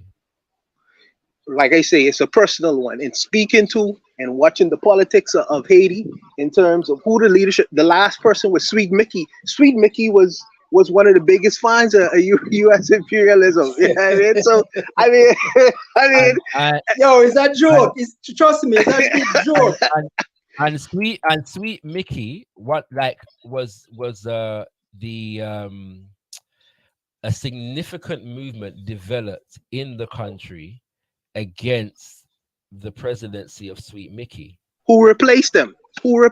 Another person who was a big fan. So I'm saying that you're missing the point. That's right. That's right. You're missing the point. It's already been said that by and large, over the last however many years, but especially since the American invasion, the majority of the presidents of Haiti have been neo-colonial puppets, including Aristide. But the people have, generally speaking, resisted the neo-colonial puppets. Yes, this is the point that is being made. And if you study the history of Haiti, that will become clear. There has been significant unrest and uprisings and protests and demonstrations in Haiti, mass demonstrations over the last couple years. Yes, we're talking about peaceful mass demonstrations over the last couple years. This is why I'm saying we don't have time to get into the details tonight. Yes, I understand that, ShakaRa. Hear me. I'm going to organize a show where we're going to be able to break this down properly. But the fact of the matter is, I'm not, listen, like any other nation, that you have people that are revolutionary and rebellious, and people that are puppets and subdue themselves to the demands of the neo-colonizer. That exists in Haiti, but it exists in Jamaica, it exists in the Bahamas, all the Caribbean countries. I literally just said like everywhere. That's okay. So why Haiti different? Why Haiti can't get itself together? Why let me chip in on you then. Stop screaming. Nobody chip in, please. There's a reason why I'm saying this. Nobody chip in, please. All right. So I'm going to organize a show where we can, because I'm saying that what your observation that you just made would need to take into consideration what is happening in terms of the recent history of Haiti, and then you'll be able to come to a more informed conclusion. Okay. Now Angelo has joined us. All right, I'm gonna give him a go. Everybody want to join at the 11th hour. Yeah, you know what I'm saying. But Angelo, you with us? Yeah, good night, comrades. Good night, Bretians and sistrins. Good night, good night. I was following the earlier part of the discussion when you were talking about the Mau Mau uprising. Okay. I left to cook some dinner, came back into this, forgive my French, but this shitstorm of a comment section, man, talking about Haiti and hinting towards, the whole thing about Marxism versus capitalism. Of course. But to deal with I'll deal with the first part of the show first. Yes, sir. The Mau Mau stuff, or what the show was initially supposed to be about, from my understanding. Yeah. And I think I may have mentioned this in the YouTube chat to draw a parallel to the events in Gaza. They have been trying to paint this as a both-sided affair, you know. But like I was saying, if you could cut off food and electricity and medicine to one of those sides, then you can't really say that both sides are equal, and you cannot claim victimhood. Of course. And for the past couple of days, I was in conversation with Brother Seth and the other comrades in our group, and well, we recently learned that apparently there's a Jewish enclave in Trinidad, and it got us researching the presence of Jewish people in the Caribbean. Now, I don't know how far back that history goes. It is my understanding that it's as early as the 1600s in Jamaica. In some of the islands, it may have been earlier. But it really has you questioning how deep in our political and economic sphere do these Zionists have their hands in? Because there is an Israeli chain franchise called Superfarm, right? They have branches all over the world. And Trinidad has about 6 franchise locations in Trinidad. And I always thought that Superfarm was a Trinidadian thing, but I recently learned that it's Israeli. And then you have these Israelis living in Trinidad. They arrived at the end of the Second World War. So it seems as if they have integrated into the upper echelons of the bourgeois sphere, but they are not as visible as the whites or the Syrians are.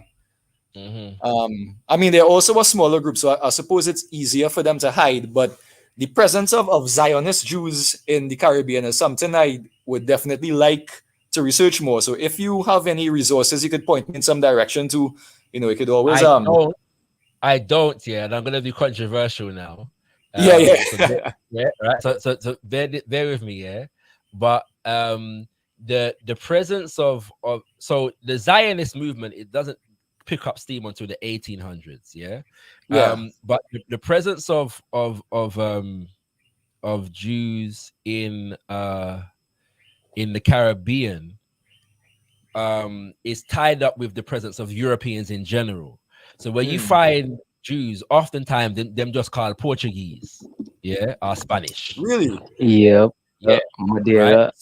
Right? So that's so basically it's not, so they weren't always necessarily specifically identified as Jews.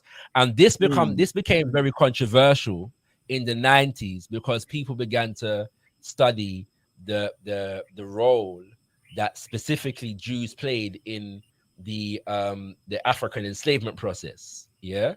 As well as you study the role that any other group of people played, right? So whether you study the British or the Swedish or people from Netherlands, whatever it is, right? But what the research uncovered was that mostly though people that were specifically Jews were more identified by their nationality than their ethnicity, so to speak. Yeah. Right. And then a history that I know less about, which is like when like the Syrians start to come over as well, which is post-colonial. Well, sorry, in the colonial period, and there is a migration that I'm not overly familiar with that may connect more directly with the Zionist movement, if that makes sense. Yeah. So like when at a similar period during which a lot of people begin to migrate to the United States from Europe, some of those people are coming into the Caribbean. So I don't know of a resource, and I'm not sure about this. Tony Martin has a book on the Caribbean history. I'm forgetting the name of the book. Yeah. But I don't know if he deals specifically with the migrations of Jews. But as I've said, that migration is tied up with just nationalities of Europeans in general, if that makes sense. So yeah. I hope Mine I've get answered your demonetized. That's that message. Yeah, Reggie. Yeah. Anyway, as you mentioned, oh sorry. No, I'm gonna say, but done demonetized already. The market has spoken. The free market, free speech. Okay. Seeing has already dictated that my speech is not conducive to the interest. I'm considered a threat to the interest of Western imperialism at this time and the Western imperialist market. So that decision done make.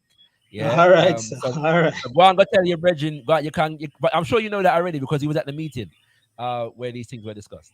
So yeah, Elders of Zion meeting. At that meeting that you talk about. No, the meeting of neoliberal imperialism. Yeah, like follow the train of conversation, bro. Yeah. Got Angela, you weren't finished though. You weren't finished yet. That wasn't your only point. Oh yeah, I was just gonna mention something briefly about the Syrian migration into the Caribbean. It's also my understanding that they came during the, my timeline might be off, but I think it was sometime during the 1860s. The reason why I remember that is because I read that they were of the Greek Orthodox Christian faith. They were not Muslims. Yeah. And this is just my personal hunch, but I think it probably may have had something to do with the Greek War of Independence, being that that part of the world was under Ottoman control. In 1830, I think Greek won independence from the Ottomans. So it could have been some kind of political repression or something that sent them into the British colonies. But I also know that the British brought them in because they wanted to increase the number of light-skinned people on the island as well. Yep. All them things that were going on. At the same time, the British began to start breaking up the Ottoman Empire as well. Yes. Yeah, all kinds of different. Yeah, so there, that makes sense. So yeah, it's definitely something to research. I would yeah, I know what I say. I'm gonna message Imhotep one book, yeah, where we can give. All right, cause we know, you know what I'm saying. Yeah, so, Yeah. So yeah, don't worry about that. All right. So yeah, but it may be a good resource for studying for providing some understanding of certain things. Yeah. Yeah. Was that your only other contribution, Angelo? The only other thing I'm gonna say, regarding the Haitian discussion, I Yes, sir. strongly urge everybody, regardless of where you stand on the issue. I really try not to talk for Kofi, but anyway, I urge everybody to read Black Jacobins. I think CLR James described in depth the complete description of a revolution. I am emphasizing that because he described clearly the bourgeois interests in an independent Haiti. There were black slave masters who wanted Haiti to be independent because they wanted to practice slavery on their terms. To put that into modern context, they wanted to control the free market. Yes, sir. So it is easy to see how that class antagonism. It's a reality. It's a reality. At the same time, in a more modern context, because we talk about threats. One of the threats that Haiti posed in more recent times is that it began to challenge France, which is one of America's biggest allies, in relation to reparatory justice. Because France, them challenge them with the military. One bomb. Be quiet, bro. Please be quiet. F-16 jets. What? How? Yes, all of them things there. The M16 jet of ideology and justice. Oh, ideology. And basically what happened was after Haiti abolished slavery in 1804. Took a while, 1820s. Britain provided passage for France to sail to Haiti again and surround the island with 300 and something cannon. This was also supported by America, yeah, and basically subdued the nation to the point where it had to pay France reparations for loss of property, yes, for freeing itself after the revolution. And this money, but they had to take out a loan to be able to pay France the money. And this money was being paid up until, I believe, the 1970s. Yeah. But no, 2014, 2015. If they had to pay, I mean, they weren't free then. So how they can be a beacon for freedom and they were forced and they had to pay reparations? That not sense. This is just indeed. You are grown-ups saying that on the internet, bro. You're right. You're right. Well, answer the question, not other grown-ups, Trini. Answer the question now. How can you be a beacon of freedom and you are forced to pay reparations? Allow me to finish. He's trolling. Allow me to finish. No, answer it. Answer it. No, I'm not going to answer it. If you're free, how you going to pay reparations? I mean, you weren't really free. Because I'm speaking and you're interrupting me in defense of America once again. Okay. So the point, where was I up to in the story? Right. So they're paying this reparations to France every year, this debt. Yeah. And what happens is that when Aristide comes in with his movement, he begins to challenge and organize the people to challenge France for this unjust debt that the nation has been lumbered with for over a century. Okay. This becomes a threat to France's standing in geopolitics, yeah, and so America intervenes on behalf of France to oust Aristide from the presidency. This is what is taking place, yeah. So we ask, and we talk about allies. What threat did Haiti serve in relation to America? It's not just America; it's the Western world. Yes, and because the Western world, Jamaica asked for reparations, Barbados asked for reparations, CARICOM asked for reparations. So what? Because the Western world, is not making any sense. Because the Western world is allied with each other, when a force such as that rises up with significant support from the masses of the people, that in and of itself represents a threat. Yeah. So Barbados soon get invaded. What is the threat? I don't understand. Haiti. You're not gonna understand, bro. You're an ally of The America. GLP administration called for reparations. I understand. The, So I'm not the your GL, understanding. I'm some, running No, down some. they did not. That's also false. yo, the I'm cultural explaining. minister I'm did call for it. explaining. Up nice, I'm, come on. I'm That's explaining. false. I'm explaining some history off the back of what Brother Angelo has brought forward bringing it to up to more modern times. Yeah, but it don't make no sense. Fine, and I'm sure it doesn't to you, my brother. That's fine. All right, that's fine. Okay, but I will finish saying what I'm saying, especially because I'm here on the platform. Give thanks. All right. So yeah, so that's another dimension of the threat. Like I said, I wasn't trying to go into that history. All right, because we're gonna organize a show here to break it down where we have time for going at it proper. Yes, we can go in at who was Aristide and what did he represent. We can go in at what corporations are operating in and geopolitical interests are operating in Haiti. What is the Clinton Foundation and what purpose does it serve in the people in place? Not a corporation. We can go in nobody said it was a corporation. I don't. You're defending American corporations that are not even under attack. I don't even understand. Yeah, a lot of mercy. You have it bad in a region.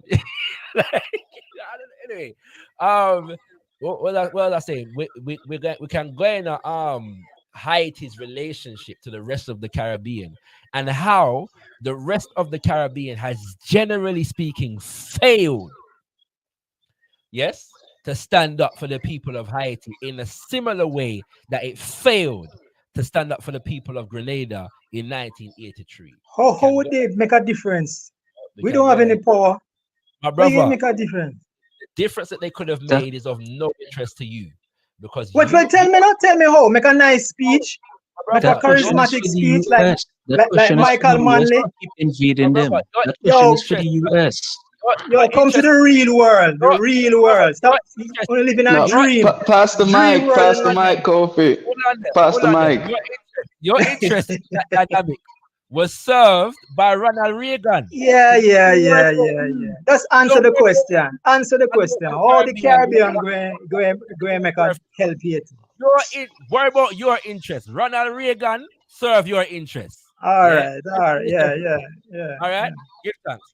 All right, kings and queens. We're gonna wrap up the thing now because, like I said, we have Oman, so we're gonna wrap up the thing right now. All right. So give thanks, African diplomacy, aka Melloman Angelo. Give thanks, Angelo. I'm organizing a session with the brothers and sisters from NJAC soon. Yeah. So nice man. Yeah. So make sure you come through for that show that I'm listening. Yeah. Yeah, for sure, brother. Will that be next week Tuesday? No, we're still seeing up the date. Yeah, we're still okay. All right. So stay tuned. All right. Yeah, man. I'd love to hear your perspective on that. All right. Give thanks for coming through, King. Much appreciated. Yeah, all no right? team, brother. Yes, I. Coffee. Give thanks as always. You know what I'm saying? You don't know. And Imhotep. Yeah, man. Respect. Yeah. All right. Blessings. Yeah. Blessings. Yeah. So we're gonna wrap up the thing now. By the way, family. Big up to Empress Kushti in the building as well. Yeah, once again, I called your name earlier in the show, just to say love for last week and the week before that. More hear more Oman on the show still, you know, because right I know I'm tired of the Mandem voice, you know, see every you know, pure Mandem voice like the Mandem want to come and debate and all them things there. Want to hear more Oman, yeah. I don't want to go nowhere with no Oman now go. All right. So yeah, shout out to the Empress them. Yeah, feel free to click the link. I know things get away sometimes boisterous and well, I won't even say that because things are mostly mellow upon them show, yeah, still, you know. But we know so the woman like to get boisterous sometimes as well. So I just say it go. But encouraging the clicking of the link from more of the Empress them, yeah. We want to hear your voices in the midst of these shows too. And yeah, give thanks, kings and queens. I extended the reason a little piece because, as I said, recently I've had more like one topic, yeah, for the show. So, and by the way, in relation to what Angelo said earlier, yeah. So this more time when I'm doing the ZIVANAYI show, people are allowed to raise their own topics. Yeah, it's an open house, I just kind of set the tone, and people can have a contribute to what I'm talking about, or they can bring their own things. So I don't mind that so much, as long as you know, the conversation is brought in honesty and respect. Everything is blessed. Okay. So yeah. As I said, we have a show running soon with NJAC, the National Joint Action Committee, coming out of Trinidad, and they are instrumental in the development of the Black Power movement and many of the uprisings, in Trinidad, particularly coming into the 1970s. All right, so we're gonna get some good history and analysis of current politics in Trinidad soon. I'm organizing a show looking at Togo and resistance in Togo. Yeah, another place that America has its intrigue. Look a small place, Togo. We wonder why it's a threat. Why was Ghana a threat? Look a small place, look a small, you know. Why was Ghana a threat to America? You know what I'm saying? Why was the Rastafari movement in Jamaica a threat to America? We could ask all of these questions. Why was the Black Power movement in Trinidad a threat to America? Yeah, you know what I mean? You could ask all them questions there. You know what I mean? So yeah, stay tuned for all of those things. And I have an announcement. Well, I'm not going to make it now still, but there may be some changes to regular scheduled programming in the month of December. But closer to time, I'll explain that and the reasons why for, and all of these things. All right, kings and queens. So giving thanks once again to all those who listened, tuned in, all those who commented in the chat, all the silent listeners, them we appreciate and love the all I know. And do stay tuned for more coming from gotkushTV. Tenda Mwade, be thankful unto the Mother, Father, creative life force of the universe. ZIVANAYI Modzimo Mokolo, give praises unto our great ancestors. Abibi Tumi, Abibi Fahodie, African power and African liberation for all African people. Ashe, Ashe, Ashe. The real reason for all of this hostility is because some perceive that what is happening in Grenada can lead to a new socio-economic and political path of development.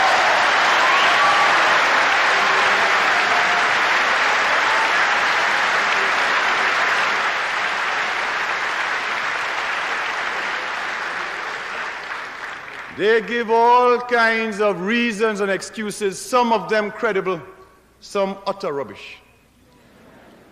There's an interesting one that we saw very recently in a secret report of the State Department. I want to tell you about that one, so you can reflect on that one. That secret report made this point, that Grenada is different to Cuba and Nicaragua, and the Grenada Revolution is in one sense even worse, I'm using their language, than the Cuban and Nicaraguan revolutions, because the people of Grenada and the leadership of Grenada speaks English and therefore can communicate directly to the people of the United States.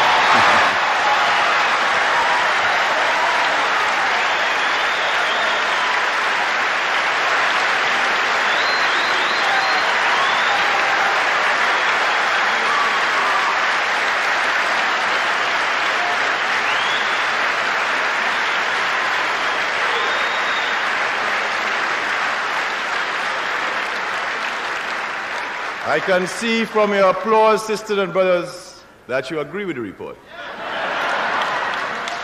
But I want to tell you what that same report also said, and said that also made us very dangerous.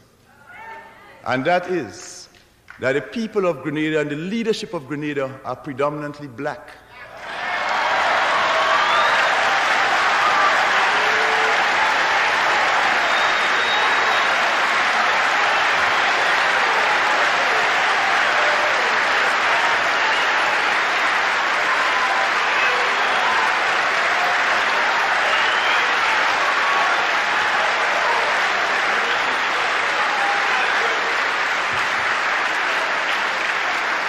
They said that 95% of our population is black, and they had a correct statistic.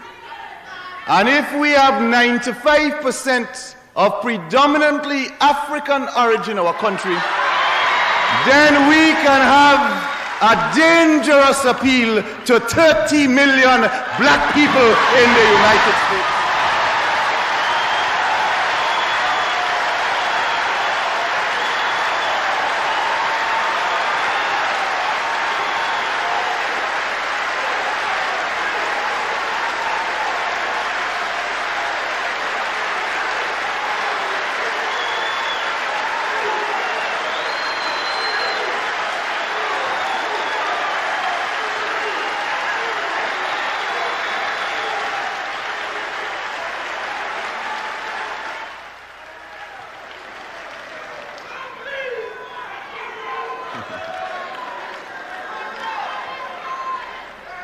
Now, that aspect of the report clearly is one of the most sensible ones.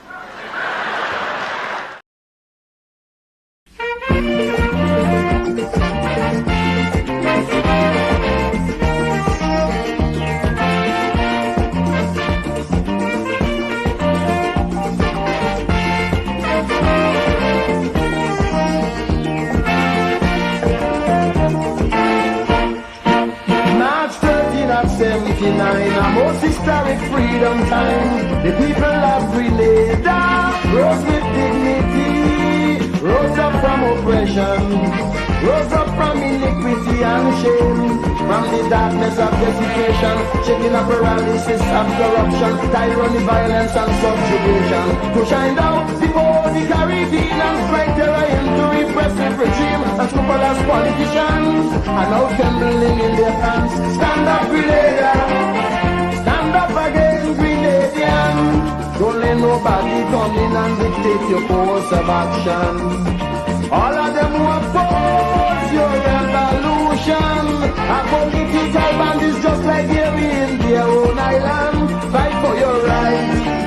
Protect what you have. You fought a good fight. Protect what you have. Don't give in a single inch. Don't retreat, not even a pinch. Don't compromise your revolution. For those scandalous teaching oppressive political scams in the Caribbean. No way, never rise. No way.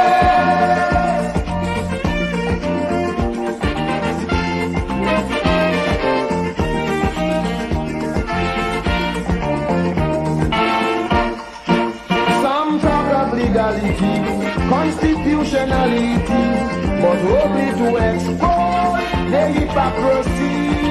But if you examine the state of affairs in their land, you will find human rights violations, total disregard for the Constitution, countless political persecution, and a wave of sanctioned violence with the blessing of legislative criminals enforced by sadistic gangs. Just like the mongoose one, stand up, Grenada! Stand up again, Grenadian. Don't let nobody come in and dictate your course of action. All of them who oppose your revolution are political bandits just like they're in their own island. Fight for your rights. Protect what you have. You fought a good fight now. Protect what you have. Don't give in a single inch. Don't retreat, not even a pinch. Don't compromise your revolution. For those scandalous teaching oppressive political scams in the Caribbean. No way, never rise. No way.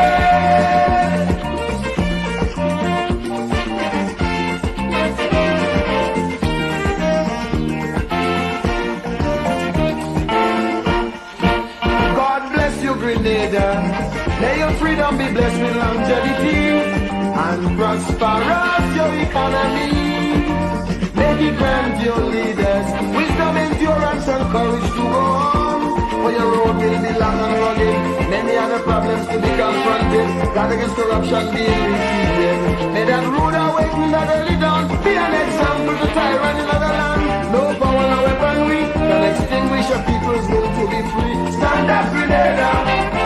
Stand up again, Grenadian. Don't let nobody come in and dictate your course of action. All of them who oppose your revolution are political bandits just like they're in island, fight for your rights. Protect what you have, you fought a good fight. Protect what you have, don't give in a single inch. Don't retreat, not even a pinch. Don't compromise your revolution. For the scandalous, keeping oppressive political scams in the Caribbean. No way.